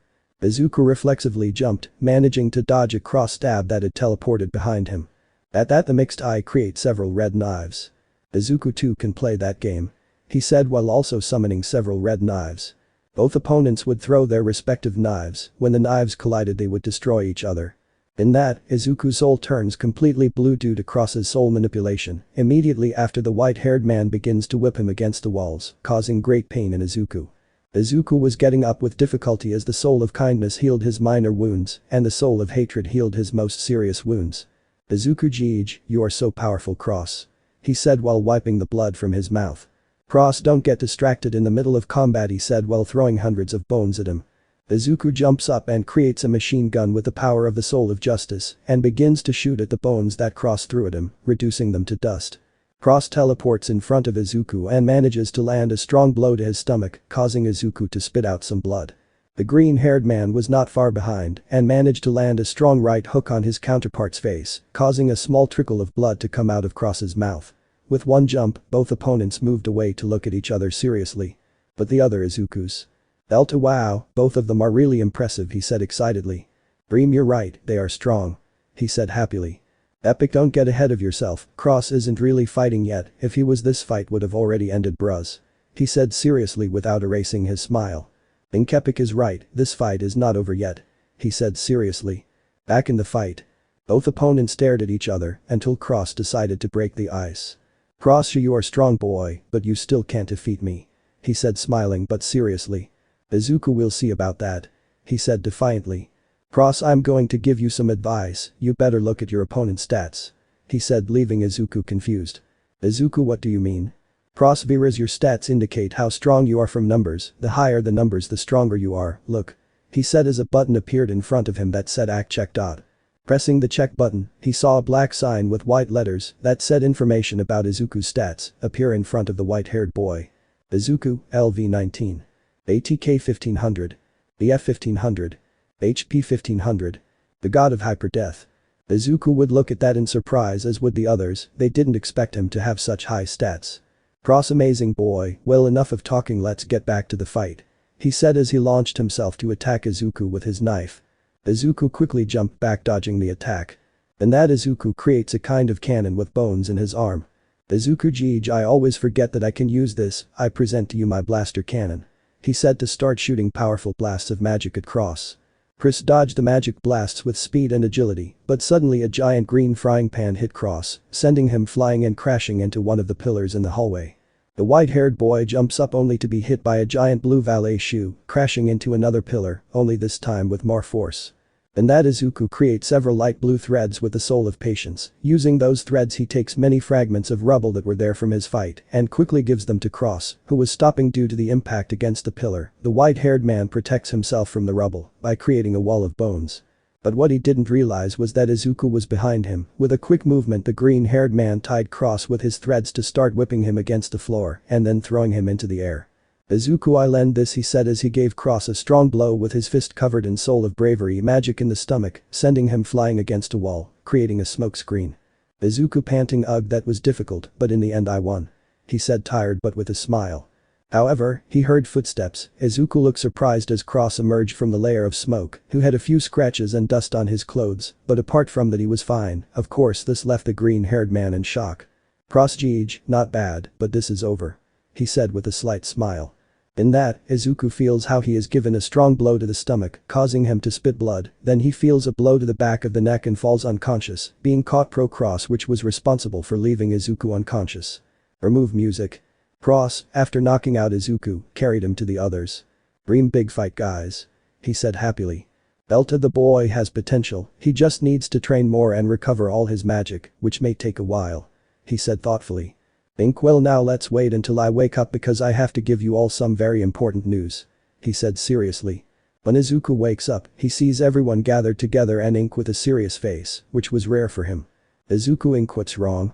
"Ink, Hypermuerte, I have to tell you and everyone some very important news because Izuku's bad guys know the room of your universe, and now that you defeated Horror, they know that you are a threat to their plans, so they will continue to attack your universe and its inhabitants," he said seriously.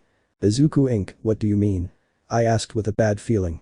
"Ink, what I mean is that we will have to return to your universe and make an alliance with the heroes to keep an eye on them and make sure they don't get caught in the crossfire in our battle against Izuku's bad guys," he said seriously and a little nervous. At this statement, Izuku was in complete shock and could only say one thing. Izuku knew. Chapter 9. An unpleasant alliance. Currently we can see Ink, Delta, Dream, Epic and Cross sitting at the table of their base, while in a nearby room, we could hear our protagonist cursing everything and destroying the room, while their alternate versions listened to the scandal he made with a drop of sweat in I'm style and a little nervous. Epic, well, it seems like he's taking it better than I thought, he said nervously. Dream, Ink, are you sure it's a good idea to ally with the heroes? I asked. Before Ink could answer the albino's question, our Izuku entered the room, kicking the door hard and sending it flying. "Izuku, of course it's not a good idea, on the contrary it's a terrible idea, those trash are not trustworthy. He exclaimed furiously and with his distorted voice. Ink 𝒅𝒐𝒓 Hyper, I changed his nickname, thanks for the advice 𝒅𝒐𝒓 15. I know you don't like this idea and that you don't get along at all with the heroes of your world, but please understand that it is necessary to be able to defeat Izuku's bad guys," he said seriously and with a slight pleading tone. "Izuku, even if he agreed, what makes you think they could be of any use to us? They are weaklings, they couldn't do much to me, the only thing they did was kill me once because I let my guard down," he said angrily. Think it is true that they are not as strong as us, but they need to know that they are in danger, and our duty is to protect all the universes of the Doodle Sphere, apart from the fact that it is possible that the evil Izukus can attack them, and if that happens, we will take the opportunity to face them and defeat them. He explained, trying to convince his counterpart. Izuku knew that Ink was right. Without further ado, he sighed heavily. Izuku. It's okay, Ink, we'll ally with those idiots. I hope I don't regret this. He said reluctantly. Epic, look on the bright side, bro, you'll be able to see your loved ones again without having to run away from heroes. She said, trying to cheer him up. Izuku, I guess you're right, Epic, whatever, let's go with those idiots before I change my mind. He said with a smile but with serious eyes. Ink, Gij, okay, let's go. He said, creating an ink portal which everyone present jumped into. At the UA Academy.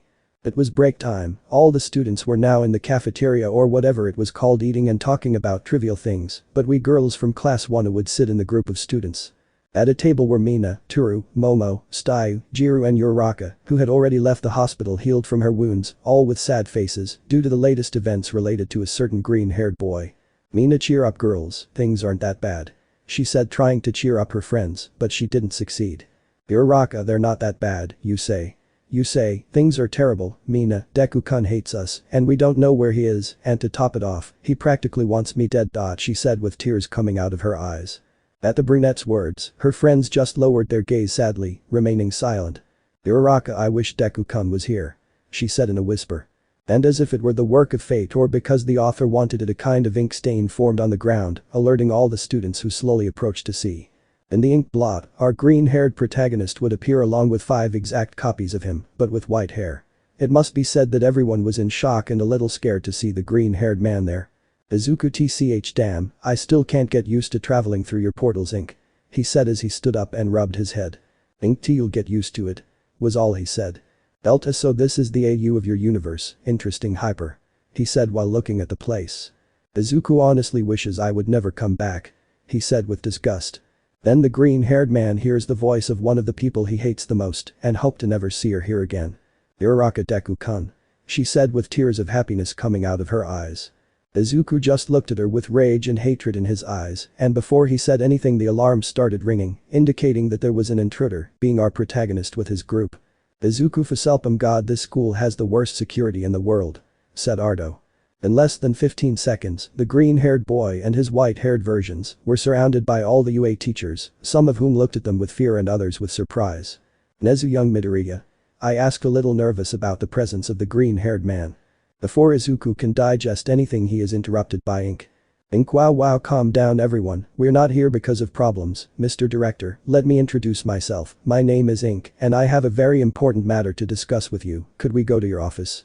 He asked seriously but kindly, receiving a nod from the mouse bear cat. Ink, okay, let's go guys. He said to the rest of his team. As the Izukus went to the principal's office, they were seen with fear and strangeness by all the students, especially by those of class 1, who were surprised to see so many Izukus. Upon entering the principal's office, the Izuku saw that all the UA teachers were there with serious faces and others with sad faces. Izuku, Vaya, this brings back memories, some very unpleasant memories, doesn't it to you? He asked mockingly, making those present sad. Nezue, young people could explain to me what the matter was that you wanted to tell me about.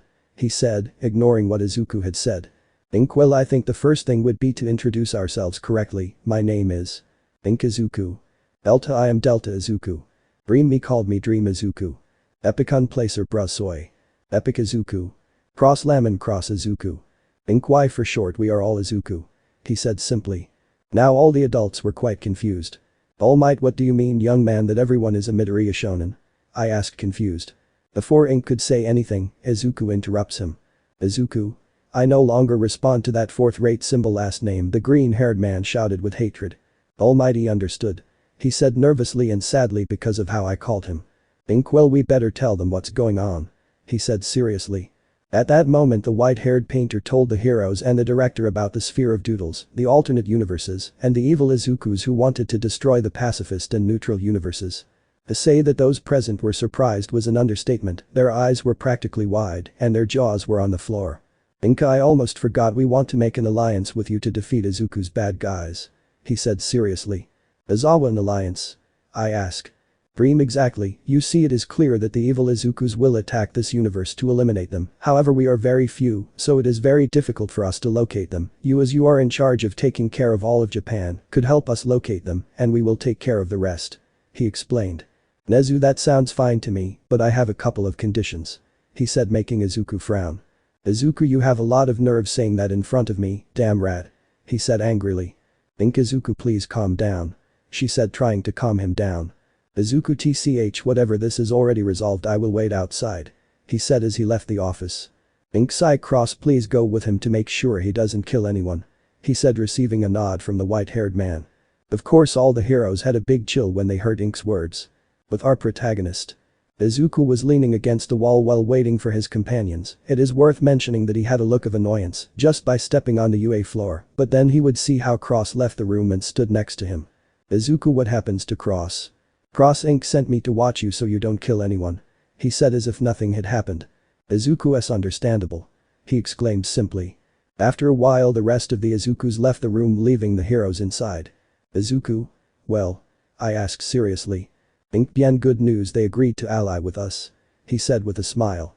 Izuku, okay, now let's go. He said with annoyance.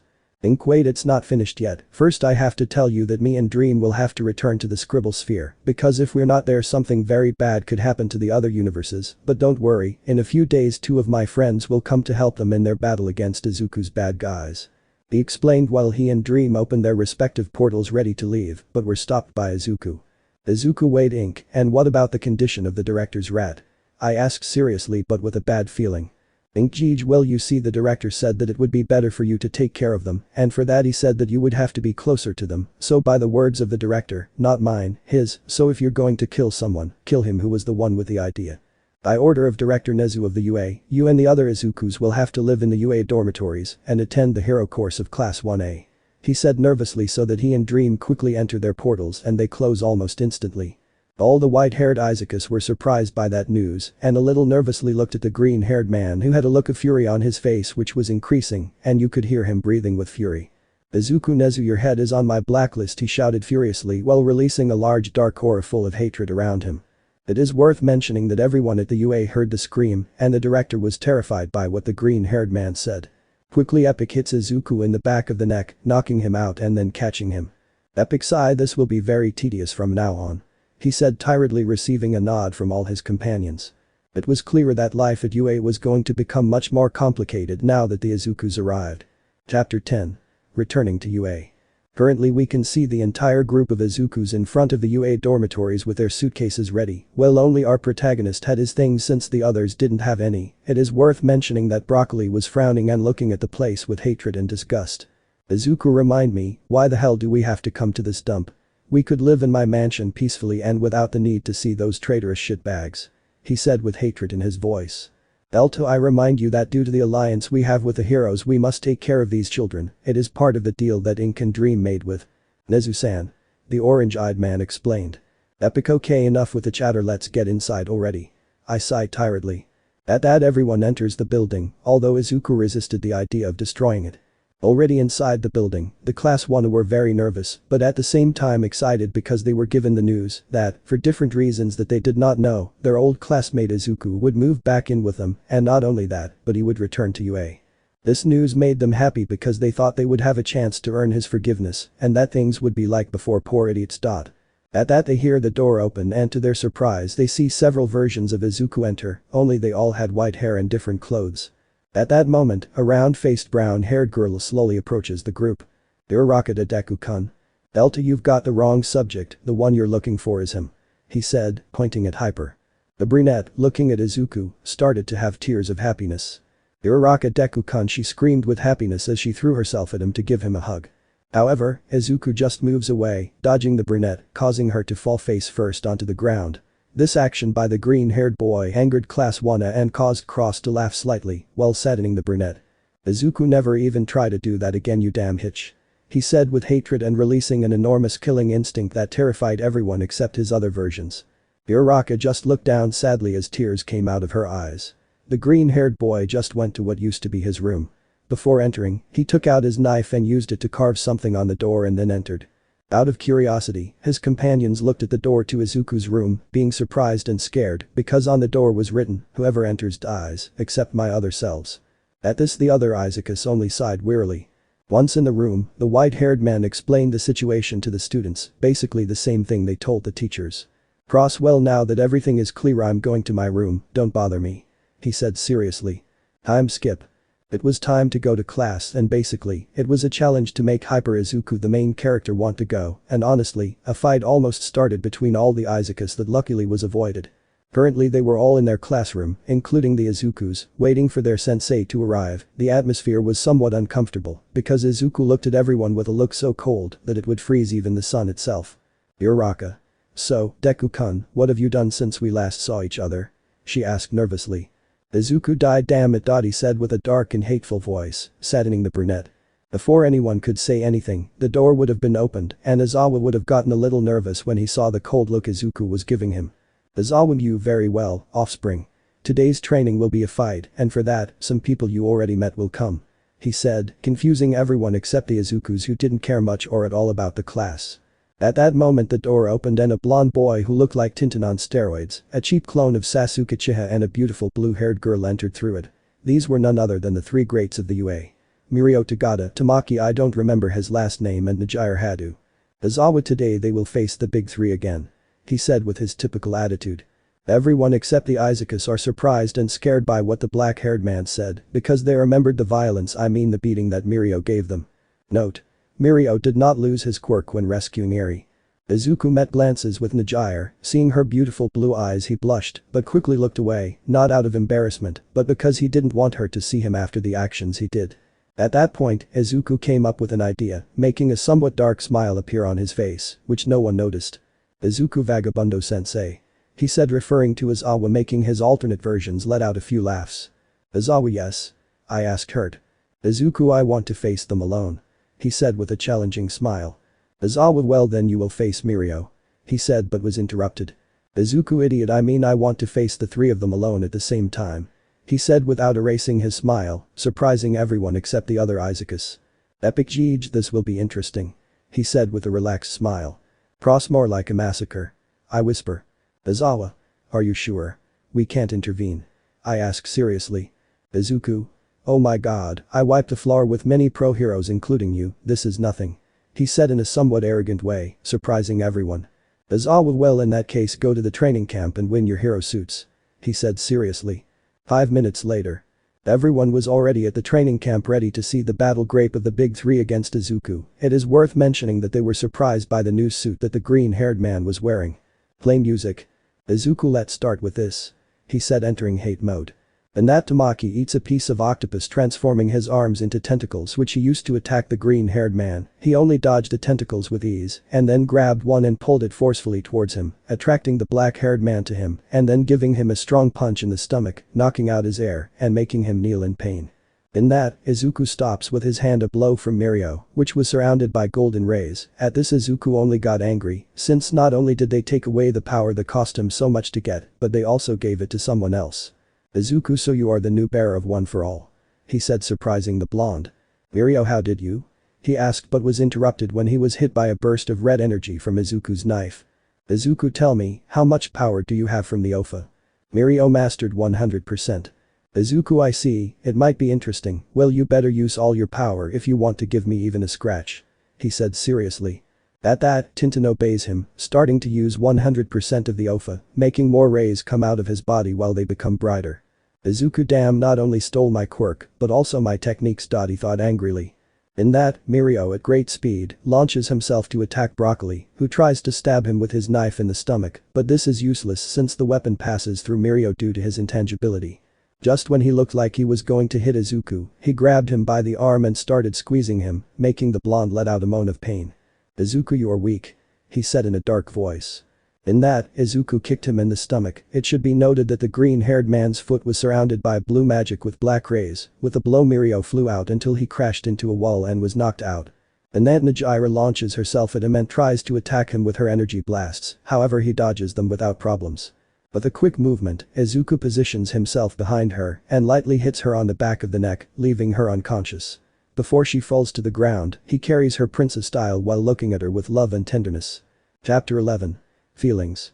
After the fight, if you can call it that Izuku had against the big three and that he defeated them, he took an unconscious Najire to the infirmary to recover. Currently Izuku was sitting in a chair next to the light blue-haired girl waiting for her to wake up. The light blue skin suddenly began to open its eyes, a sign that it was waking up. Najire, being fully awake, sits up and notices that she was in the UA infirmary. "Izuku, I'm glad you loved waking up Niji-chan," he said in a kind voice. Najire turns around and sees Izuku, and without wasting time she gives him a big hug while small tears of happiness come out of her eyes. "Najire, I'm glad to see you again, Izuku-kun," she said with great happiness. At the act of the beautiful girl, Izuku only responded with a hug. In that hug all the love they both had for each other was reflected. When they separated, Izuku looked into her deep blue eyes, which still had tears of happiness. The green-haired boy wiped her tears with his hand while giving the girl a kind and loving smile. "Izuku, I'm also very happy to see you, Niji-chan, and it seems you missed me," he joked with a playful smile. At this, Najire just puffed out her cheeks making a cute pout, which apparently made Izuku look very cute. "Najire, of course I missed you, Baka," she said with a pout. But the light blue-haired girl, looking closely at Izuku's appearance, noticed that he had become taller, apart from being more muscular, and, in the girl's opinion, having a more mature face. At this the girl only managed to blush a lot, while for a second, she couldn't help but have unholy thoughts about the green-haired boy. Izuku notices the blue-haired girl's blush, so with a mischievous smile, he approaches the girl's face, making her blush even more and nervous. "Najire, Izuku-kun, what is she?" asked, blushing to be interrupted when Izuku kissed her on the lips. "Najire, holy heavens, the boy I like is kissing me. This is incredible," she thought, happier than ever while she returned the kiss. Izuku took her by the hips, holding her close to him, while the light blue-haired girl hugged him by the neck, deepening the kiss. When they separated, a thread of saliva united them. "Izuku, that's a sample of what I feel for you, Niji-chan," he said with love in his voice. "Najire, I love you so much, Izuku-kun," she said while hugging him tightly and lovingly. "Izuku, however, I must tell you that I also have feelings for other girls," he said, somewhat nervous about the light blue-haired girl's reaction. "Najire, geez, well, that doesn't surprise me much. In fact, I think I have an idea of who they are, Melissa and May, right?" I asked in a funny way, surprising Izuku. "Izuku, actually yes, how did you know?" he asked, a little surprised. "Najire, I talked to them and we became friends, and they also confessed to me how much they care about you, and honestly I wouldn't mind sharing you," she said with a smile, leaving a very happy Izuku. "Izuku, that makes me very happy, Niji-chan, I promise to love you all equally," he said with total sincerity. The light blue-haired girl smiled with total happiness at the green-haired boy's words. Izuku, after that conversation with Najire, left the infirmary. Only to meet Cross after a few seconds. "Izuku, hey Cross, what's wrong?" I asked his alternate version. "Cross, I came to tell you that the director is calling us to a meeting in his office, you better go, it sounds serious," he said with his typical attitude and then walked away. At this, Izuku only sighed heavily as this was already becoming a habit. Before leaving, he turned to see an unconscious Najire and gave her a look full of love, and with no other option, he left the infirmary and went to the director's office. Upon arriving, he entered without permission, seeing that all the teachers were there along with their alternate versions. "Izuku? Well, I'm here now, tell me what you want at once," he said with his typical cold attitude towards heroes. "Nezu, well, we wanted to talk to you young people, since we were investigating the place where the young Izuku faced that evil Izuku, in order to know something about his location. However, during our investigation we managed to find this," he said, placing a small bottle with a black liquid on his desk. All the Izukus without exception widened their eyes in shock, while the teachers looked at the small jar with curiosity or confusion. "Nezu. During our investigation we found this small trace of this strange liquid. We have already sent it to the laboratory for examination, but we have not had any results. What I want to get to is to know if you know what this strange substance is," he finished his explanation. At this, all the Izukus put on a serious but more hyper look. "Epic, actually, if we know that the substance," he said, "it would be very rare in the." This comment surprised the heroes a little. "Prosvirin, the substance is basically hate in its purest state," he explained, leaving those present bewildered except for his other versions. "Ectoplasm? What do you mean by that thing is hate?" I asked, confused. "Epic, I better explain it to you. You see, hate is, as you all know, an emotion, but it is not only that, it is also a unique trait of the soul, and one of the most powerful," he explained, clarifying some doubts of the heroes, but also giving them more questions. "Midnight, but what do they mean by soul trait?" "Delta, well, this is going to take a while," I sighed tiredly. In that, the white-haired man explains to them everything about the war between humans and monsters, along with the power of souls and their different types, leaving the heroes in shock until he got to the part about the soul of hatred. Why finally there is the forbidden soul, the soul of hatred. This soul is different from the others because it is based on the hatred of the user. The greater that hatred, the more power it will have, but it also has a great price to pay, which is that the bearer of this soul is consumed by hatred, transforming him into a psychopathic killing machine. He finished his explanation, leaving the hero surprised and scared. Cement. If this substance is so dangerous, what should we do with it? I asked seriously and nervously. Izuku? They should give the jar of hatred to me. He said simply. At this everyone was shocked and terrified by the idea, but Aizawa and All Might were afraid of what the green-haired boy could become. Izuku, why, before you bunch of morons say something stupid, let me make it clear to you that I already possess the soul of hatred. He said with a somewhat dark smile, seeing the expressions of surprise and fear that the heroes had. All Might, but how is that possible? I asked scared. Izuku sighed, but what a nuisance, after the one bags of shit threw me into the sea, the current took me to an underwater cave, where there were some ancient inscriptions that talked about the power of souls, and how to awaken them. Honestly, it wasn't something I had planned, I was simply lucky. Apparently I already possessed all the souls, and with that event, I managed to obtain the soul of hatred. He said coldly as his rainbow soul appeared in his chest. Izuku, yo, already have hatred in my soul, which is a lot, a little more doesn't make a difference. He said disinterestedly.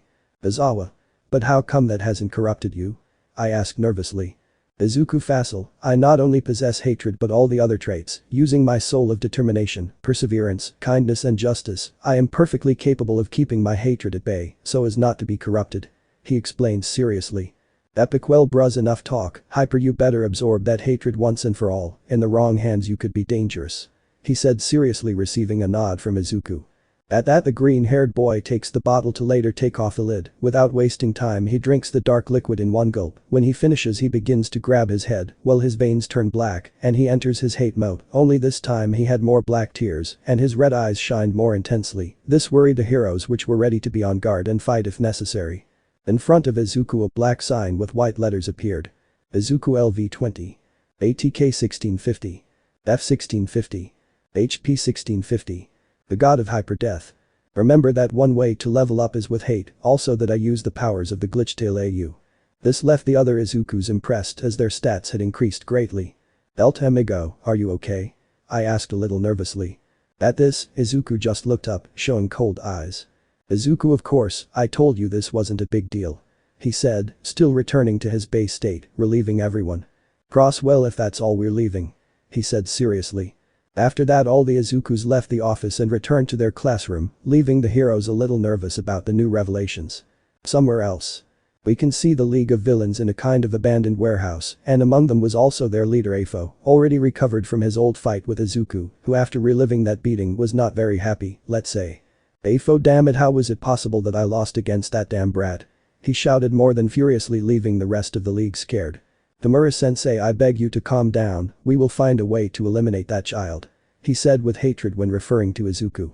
Maybe I can help you. Said a dark voice from the shadows.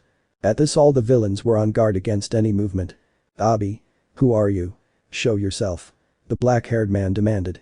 I'm sorry, but I can't tell you my name, however, if you want to get rid of that child I can help you. He said with an evil smile, even though it couldn't be seen.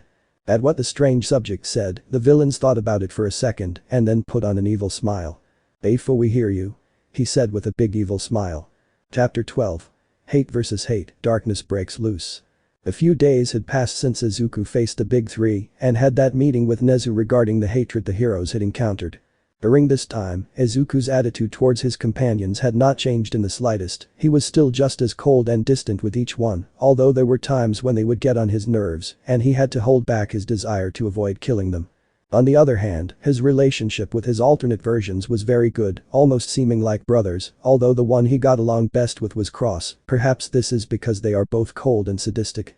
He was currently in the living room of the UA dorms waiting for a certain celestial girl, since she had sent him a message saying that she had a surprise for him, and like any good boyfriend he listened to her, since even he was afraid of his partner when he got angry. Izuku sighed, I wonder why Niji-chan needs me, waiting for so long is annoying. He said tiredly. Then he hears the door open, and when he turns around he sees that it is his beautiful girlfriend, who had a big smile on her face. Izuku, well, I'm here as you asked, Niji-chan. what was it you wanted to show me? He asked kindly. The light blue-haired girl just stepped aside, leaving Izuku in shock because at the entrance of the door were the only people who had not betrayed him. Melissa, May, Eri and Kota, who upon seeing the green-haired girl, began to shed tears of happiness. Melissa, May, Izuku, they said with tears of happiness as they rushed to hug him, causing all three of them to fall to the ground, Izuku on the ground with both girls on top of him while they hugged him. Izuku was not far behind and reciprocated the hug of the two girls. When he separated from the hug and got up, the green-haired boy was tackled by the two infants who hugged his legs tightly. Eri, Kota, Daddy, Izuku, Nai, they said while shedding small tears of happiness. Izuku smiled happily when he saw the children and then took them in his arms in a big hug that conveyed all his affection and love. Izuku, Jeej, I missed them too, but look how much they've grown. He said putting them down. Eri, I'm so glad to see you again, Dad. She said with a tender face. Izuku, yo, I'm also very happy, I missed you all a lot. He said with a huge smile. May, wow, Izuku-kun, you've really changed since the last time I saw you, you look more handsome. She exclaimed the last thing without thinking, blushing when she realized what she said. Izuku, Jeej, thank you very much for the compliment, May-chan, you also look more beautiful than before. He said, blushing heavily at the two girls. Melissa, by the way, Izuku-kun, Najire told us that you two are dating now. She said something sad, just like May. Izuku, well, that's true. He said somewhat nervously. Melissa, Jeej, well, Energy got married, I wouldn't mind sharing you if it's with my friends. She said with a smile, surprising Izuku. Najire, Fufu, who would have thought, Izuku-kun, you already have your own harem. She said in a mischievous voice, blushing slightly at the broccoli. May, well, I would love to continue spending time with you, but unfortunately I have to go back to the lab.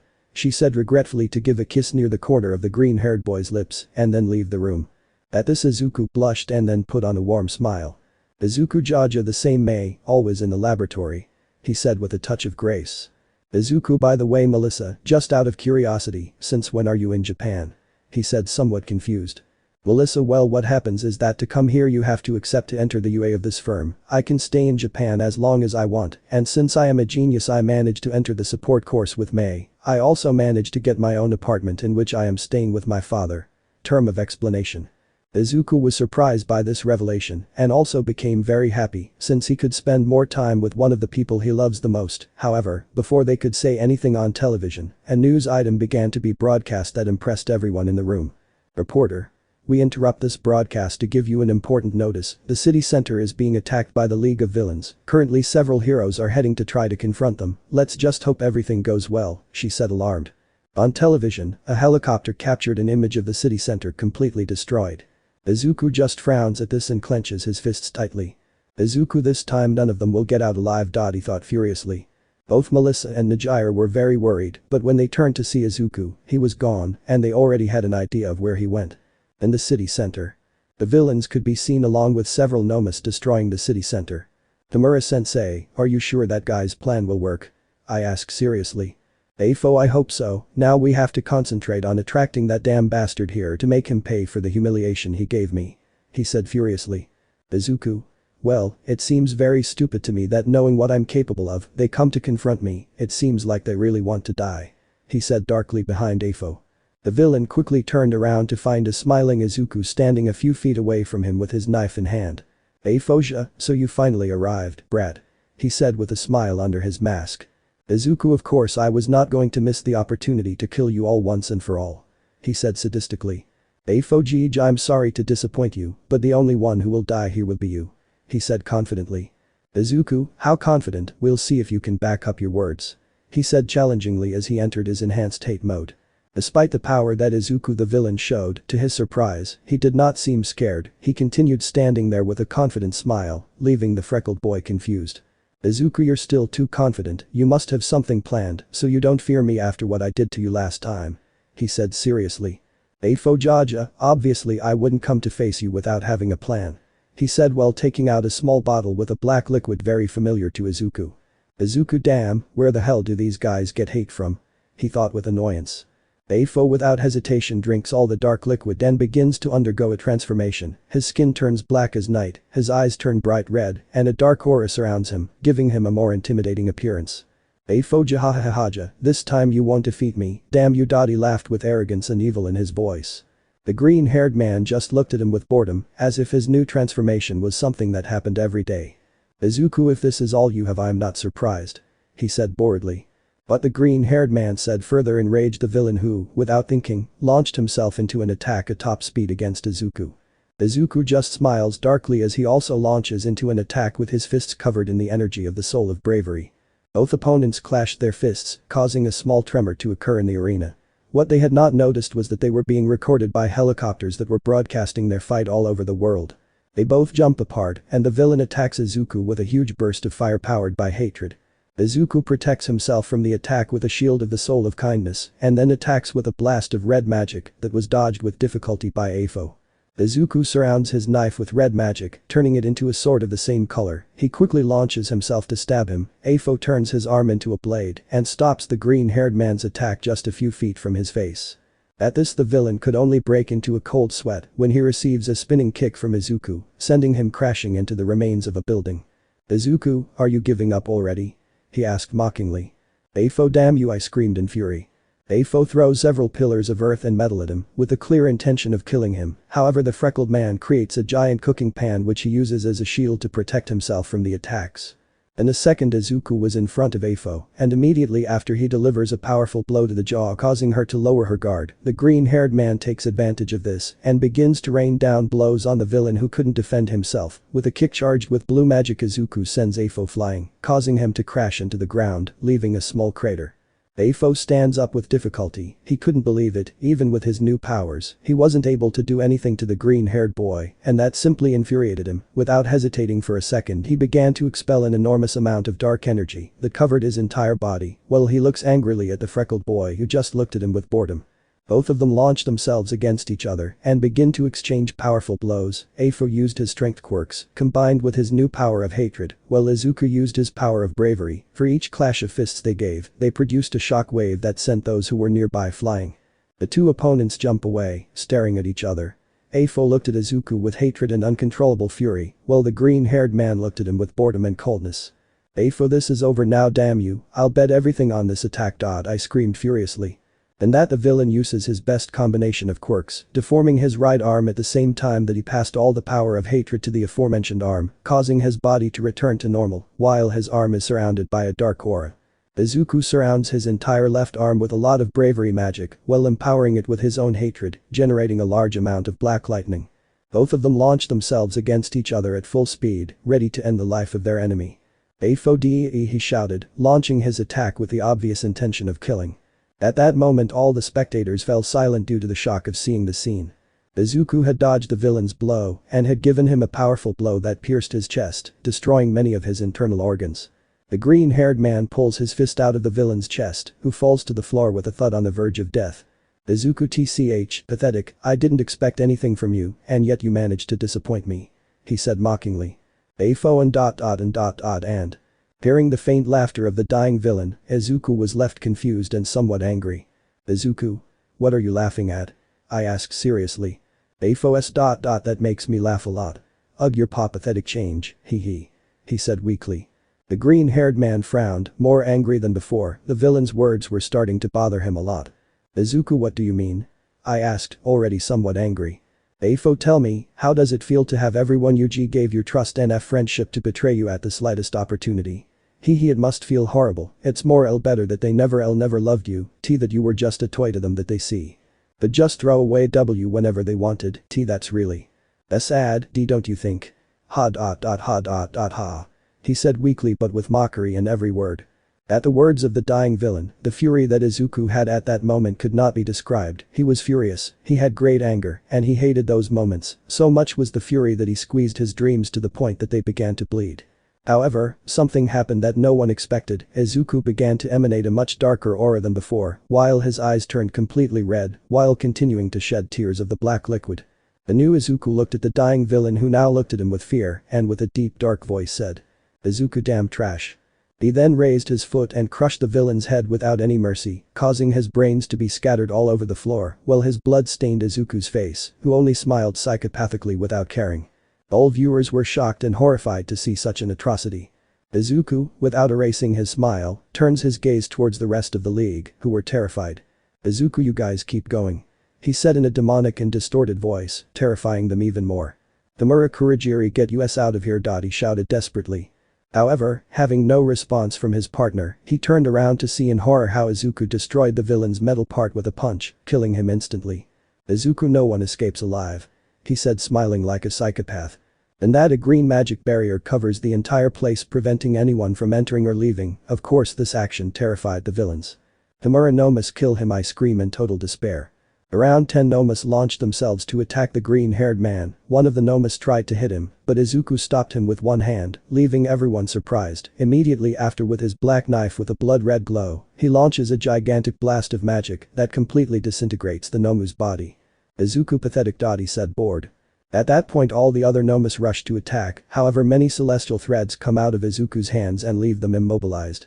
The green-haired man creates 3 blue magic saws, which begin to spin at high speed and without hesitation, begins to cut off the arms and legs of the Nomus, causing them to let out huge screams of pain.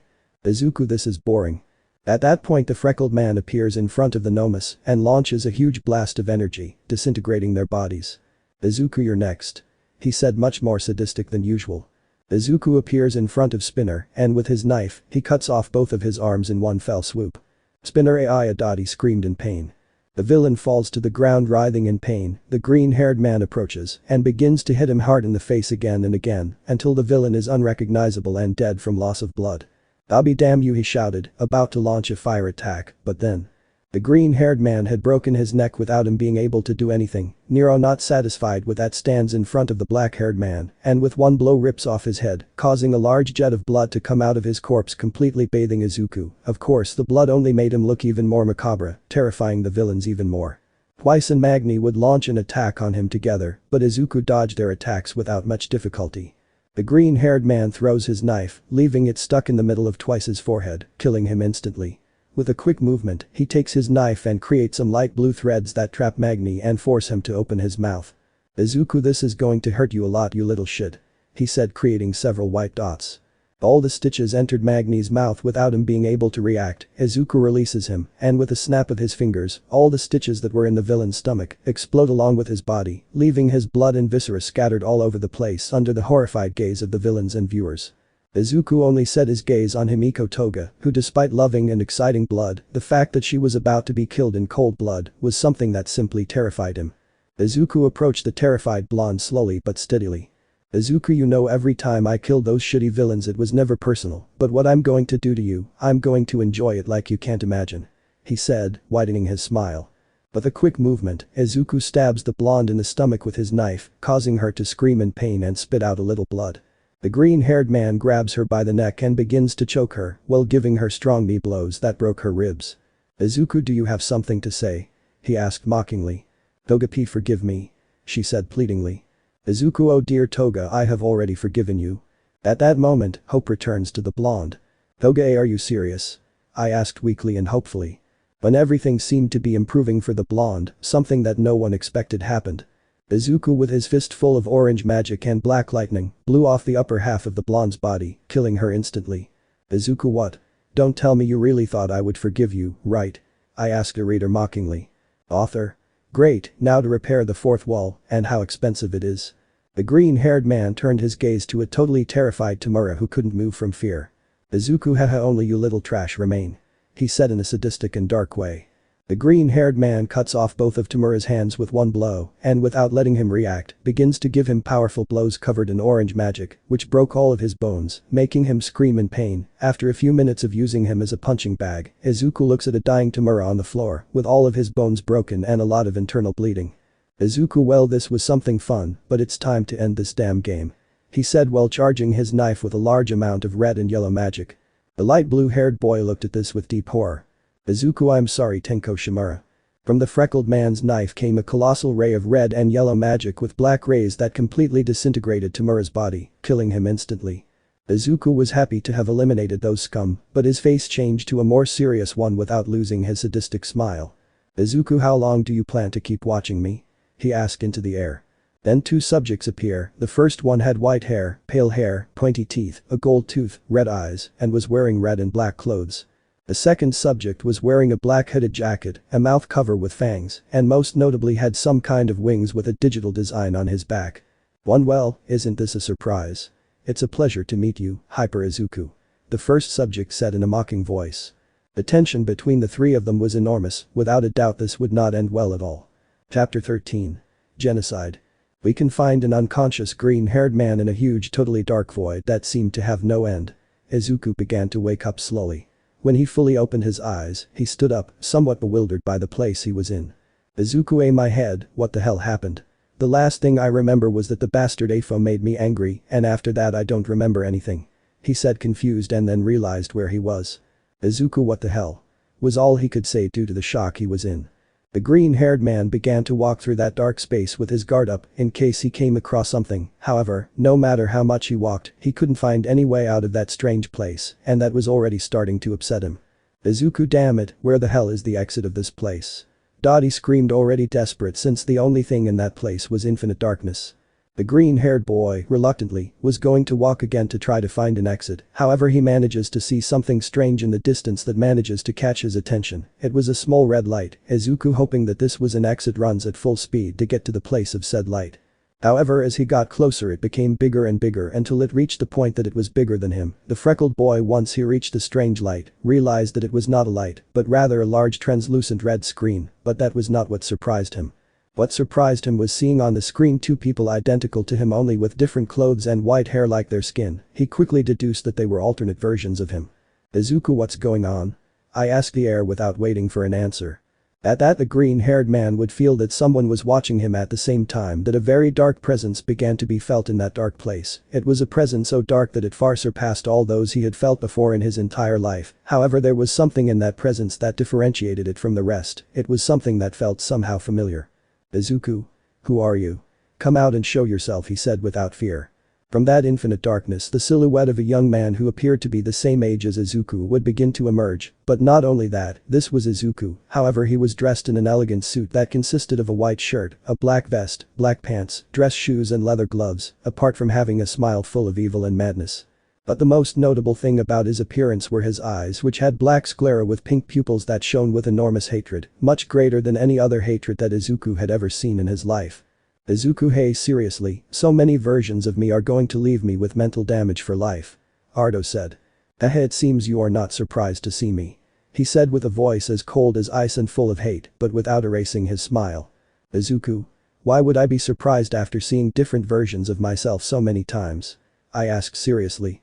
You're right, but you're wrong about something. I, unlike those idiots outside, am not an alternative version of you, I am a part of you. He said without erasing his smile. This statement only caused more doubts in the green-haired man, who looked slightly surprised. Izuku, explain yourself, how is it that you are part of me, and also tell me where the hell we are? He asked seriously and threateningly, beginning to release his killer instinct that did not seem to affect the mysterious subject in the slightest. Simple, what I mean is that I am your hatred. He explained, leaving the freckled boy in shock. Izuku at this moment was in total and absolute shock. How was it possible that in front of him was the representation of his hatred? That was the question that was repeated over and over again in the green-haired man's mind. Izuku, what do you mean by that? Explain yourself now. He demanded seriously. Well, I'll explain it to you quickly. Throughout your life you never let your hatred out, you always kept it locked up deep inside you. In other words, you always left me locked up deep in your damn being. He said furiously. Izuku, that's true, but what does that have to do with you being here? I asked seriously. Well, for years it was the same. No matter what happened you always kept me locked up, even with the abuse of the trash Bakugo, or when the hypocrite of All Might almost destroyed our dream. But everything changed. When you awakened your soul power I was born. The magic and the power of your soul gave me life. LVP, all that is me. Since I was born, I have been trying to take control of your body in order to achieve my goal. He explained, smiling with dementia. Izuku? And what would be your goal? He asked seriously. I just want to cause genocide in this disgusting world full of garbage. He said with a voice full of madness. The green-haired man opened his eyes in surprise at the revelation that had just given him his share of hatred. Izuku, why would you want to do something like that? He asked again. At what Izuku said, his hateful side only smiled mockingly. The reason is very simple, dear idiot, it's because I want to see you suffer. He said, greatly annoying the freckled boy, but also leaving him confused. Izuku, I suppose you want to make me suffer for revenge. Or am I wrong? I asked, looking at him coldly. Oh, congratulations, you guessed it, I guess you do have a brain. Well, obviously it's for revenge. You locked me inside you for years, and now that I have the opportunity to make you pay for everything, I don't plan on wasting it, so will you here locked up for eternity. I'll force you to watch how I, now that I have control of your body, massacred all your loved ones. He said with his voice full of hate and insanity. The green-haired man was furious with every word the guy in front of him was saying. He was resisting the urge to pounce on him and hit him until his face was disfigured, but he resisted because he still needed some answers. And answering your old question, well, we are inside your soul. He said, looking mockingly at Izuku's expression. Well, if you'll excuse me, I have some trash I need to get rid of, only I have the right to destroy this pathetic world, I shouted angrily.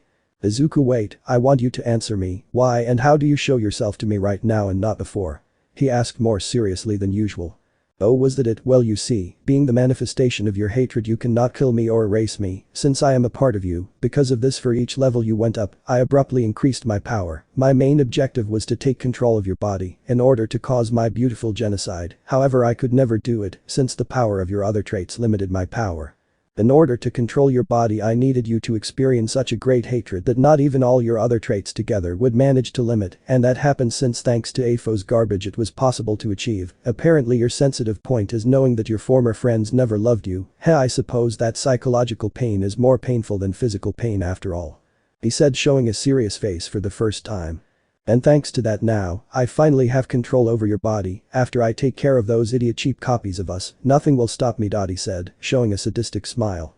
Izuku, and what makes you think that I will let you do that, bastard, he said angrily. Simple, you can't stop me. He said as he began to disappear. The green-haired man would run as fast as possible to try to stop him, but it was too late. However, just after Izuku disappeared, he heard his voice echoing throughout that strange place. By the way, I don't have a name, but you can call me Genocide. It was the last thing that was heard throughout the place, and then left a very angry and frustrated Izuku. The completely angry green-haired man would turn to see the strange reddish screen. He quickly deduced that it was fine from the perspective of the one now known as Genocide. Izuku. I hope this ends well, no matter how, but I will get out of here. He said with determination.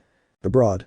Genocide in Izuku's body returned to reality. What seemed like several minutes in the green-haired man's mind was only a couple of seconds in the real world. He was currently in front of two evil counterparts of Izuku. 1G, I'll be honest with you, we are impressed that you defeated Horror. We thought that with him it would be enough to defeat you, but apparently we were wrong. We will take care of killing you, but first we have to introduce ourselves. My name is Izuku, and the other is Virus Izuku. Explained the white-haired man dressed in red. Note. Those who do not know Virus Sans, look it up. Virus, no need, I'll kill him myself, you don't get involved. He said coldly, looking at his partner. TCH, whatever you say, but don't blame him if you end up dead. He said with a fanged smile. Jumped away to stand a few meters away from the two opponents who were looking at each other seriously without making any movement. With a quick movement, Genocide gives a slash of energy towards the white hair who protected himself with a Geister Blaster. Note. The information I found about Virus Sans was very varied, so I will say that he has the same skill kit as classic Sans, plus his digital wings and the Sans Air threads. Virus would create a very long bone with a sharp tip resembling a spear, and would launch itself at the green-haired man at enormous speed trying to stab him. However, the Genocidal would block the attack with his knife, leaving Izuku's counterpart somewhat surprised. Genocide, you'll have to try something better than that. He said with a voice that reflected hatred in its purest state. Genocide would give him a strong kick that the white-haired man did not have time to react to and ended up receiving it full force, sending him flying several meters. However, he would quickly recover, looking seriously at the emerald-eyed man. Virus, I'm not going to lie to you, I'm a little impressed by your strength, but you'll need more than a stroke of luck to defeat me. He said as two Geister Blasters appeared at his sides. The Genocidal just smiled and summoned 4 knives at his sides. Without wasting time, both launched into the attack, exchanging blows and slashes. Genocide with Izuku's knife and Virus with a bone used as a staff. The white-haired man's blasters began to shoot their rays at the green-haired man, who would begin to dodge them with some difficulty. He would quickly throw 2 of the knives that were at his sides, hitting one of the skulls, thus causing its destruction.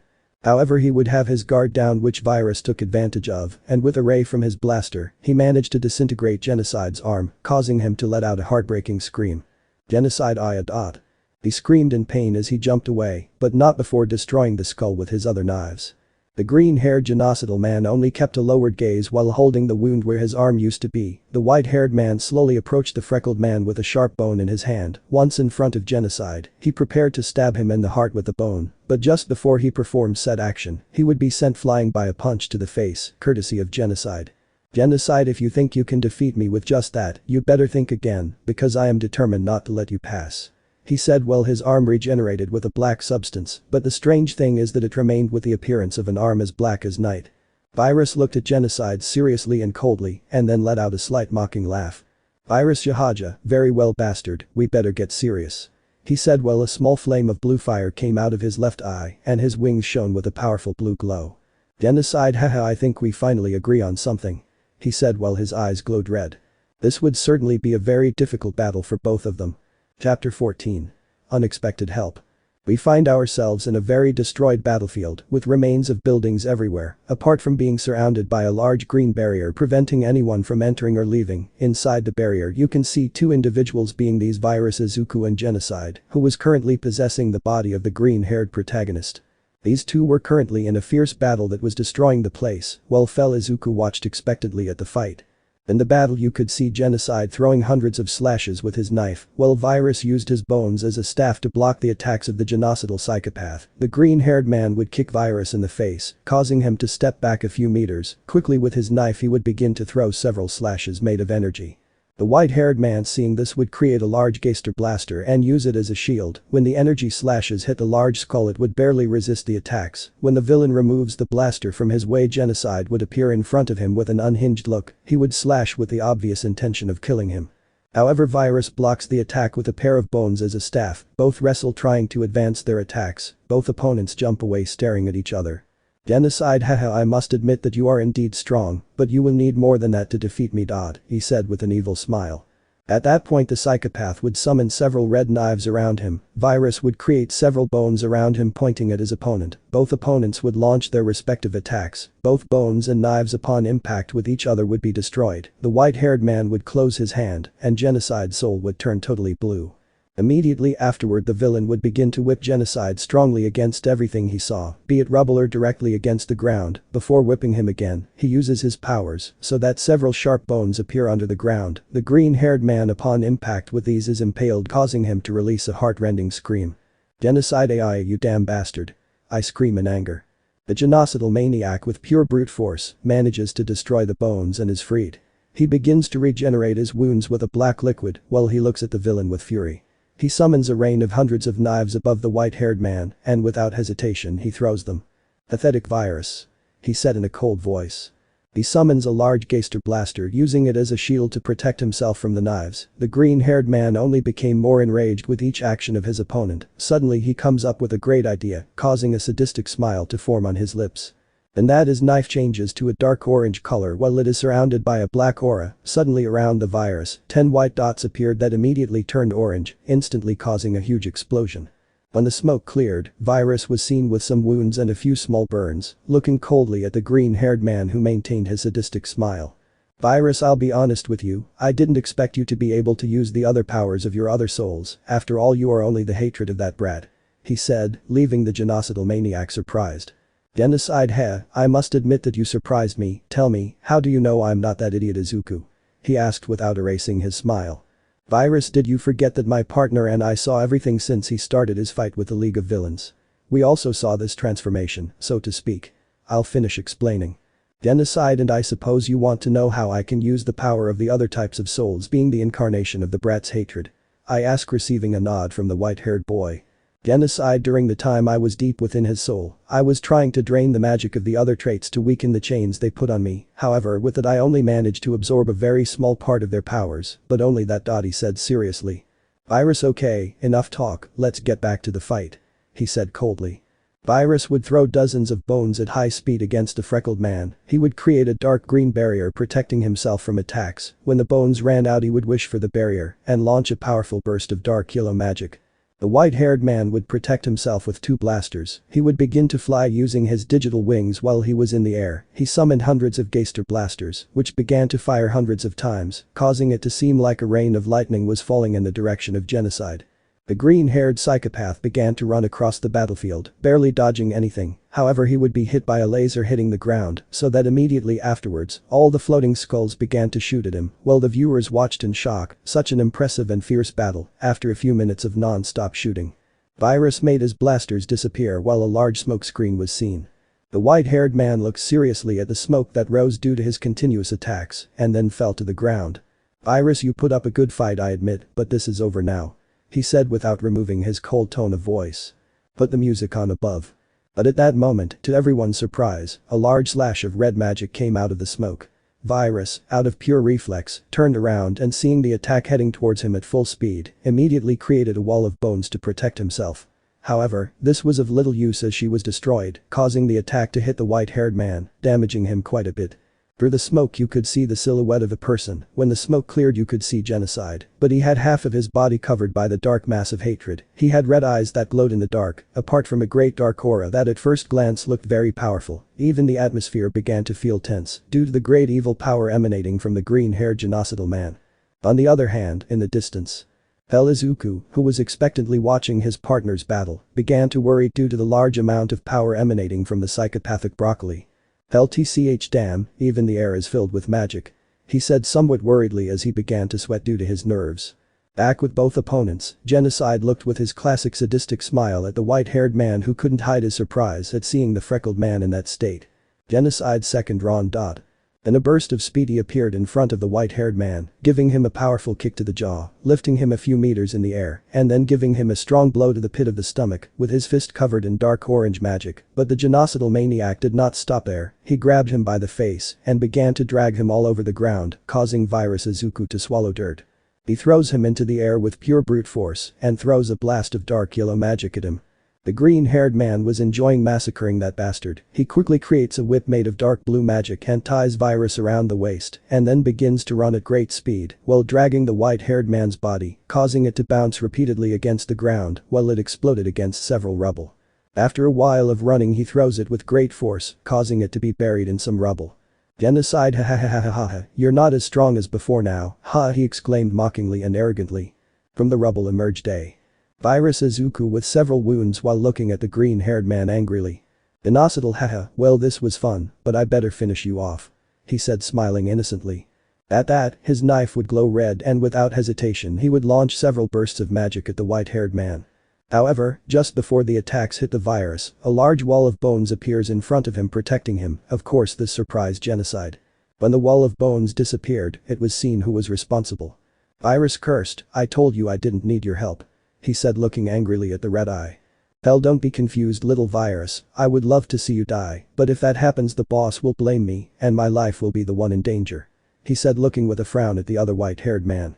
Virus, angry at what Fel had said, stood next to him while they both prepared to fight the genocidal maniac.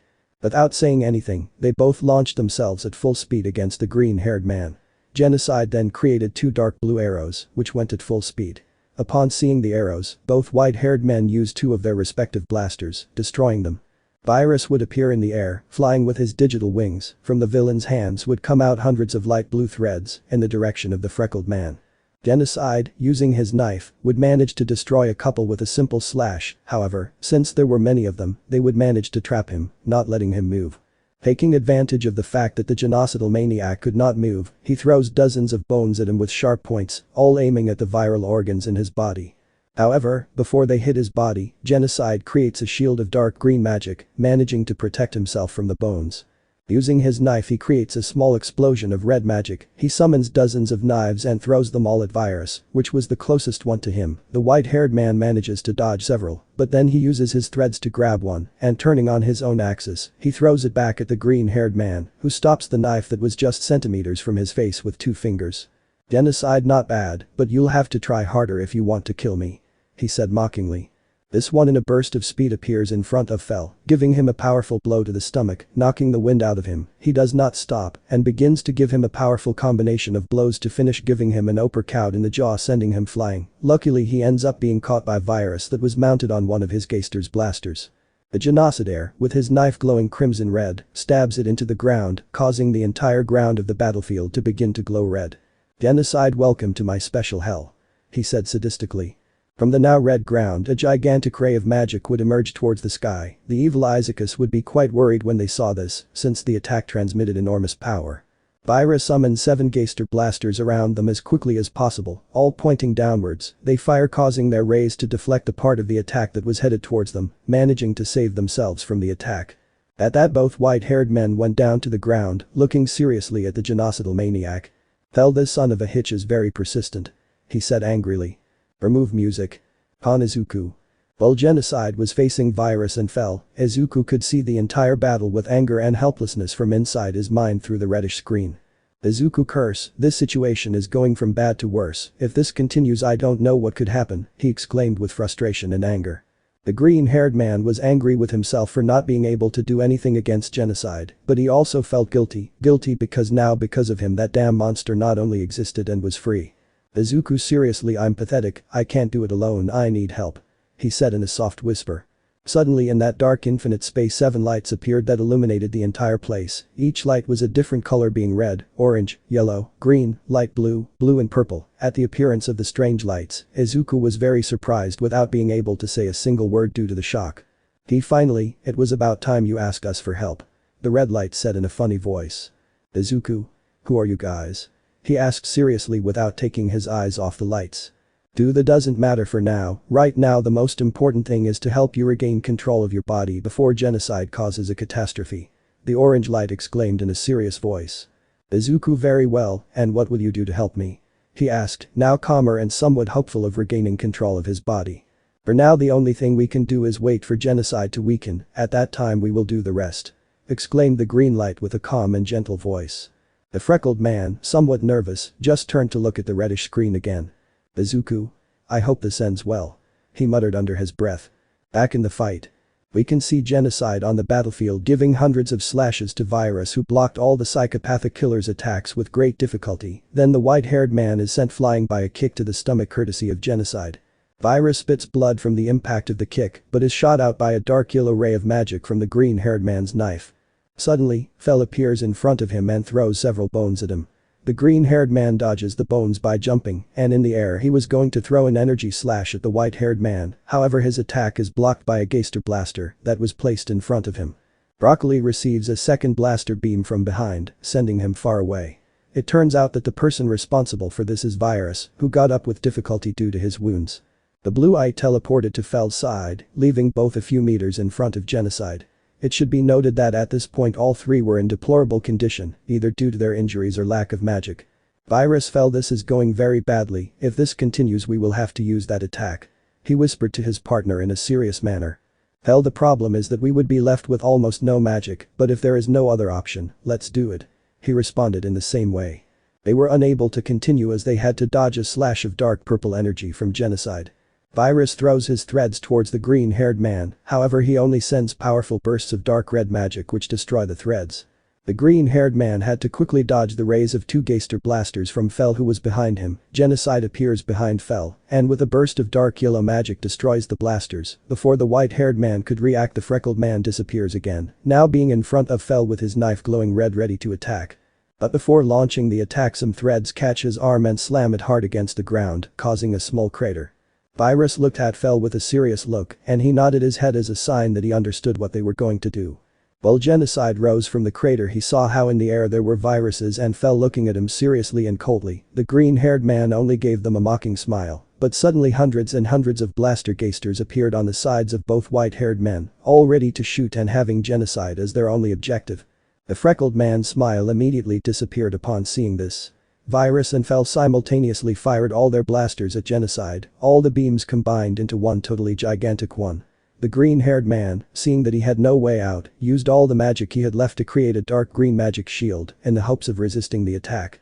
It's a shame that the shield was of little use, since a few seconds after the attack hit the shield, it broke into pieces as if it were made of glass, causing Genocide to receive the attack head-on, causing a monstrous explosion much larger than the previous ones. Both white-haired men fell to the ground, breathing heavily due to exhaustion. "Hell, damn Virus, that attack cost us almost all our magic," critic tiredly and angry. "Virus, but at least this way we managed to defeat him, however, we better go make sure he's really dead," he said, going to the place where the green-haired man's body was. The green-haired man was at the bottom of a gigantic crater that was formed due to the explosion of the attack. He was seriously injured and very weakened. Izuku. "One now is our chance," I shouted the red light. At that all the lights began to increase their brightness a lot to the point that the entire place was covered by a blinding white glow. When the glow dissipated, to Izuku's surprise, Genocide appeared seriously weakened in Izuku's mental space. The different lights did not waste time and tied Genocide with several chains of different colors, managing to imprison the psychopath. "One ready, it's done, now go, you can get your body back," said the red light. "Izuku, see, I thank you very much," he said with a sincere smile that expressed all his happiness, which had not been seen in a long time. Suddenly Izuku disappears from his mental space, leaving the 7 lights alone with a very weak and chained Genocide. Back to reality. Izuku's body had already returned to normal, his dark aura disappearing, as well as his red eyes turning green again, and the mass of hatred that covered his body was also gone. "Izuku Gege, apparently it worked," he said with difficulty since his body was very damaged. However, Izuku would watch as both white-haired men approached him with faces that reflected hatred and rage. The freckled boy knew that he couldn't do anything due to his condition, and that was something that made him angry. "Iris, let's get this over with," he said angrily as he pointed a sharp bone at Izuku's neck. The green-haired man tried with all his might to move or do something to avoid being killed, but it was useless. His body was at its limit and his magic reserves were almost non-existent.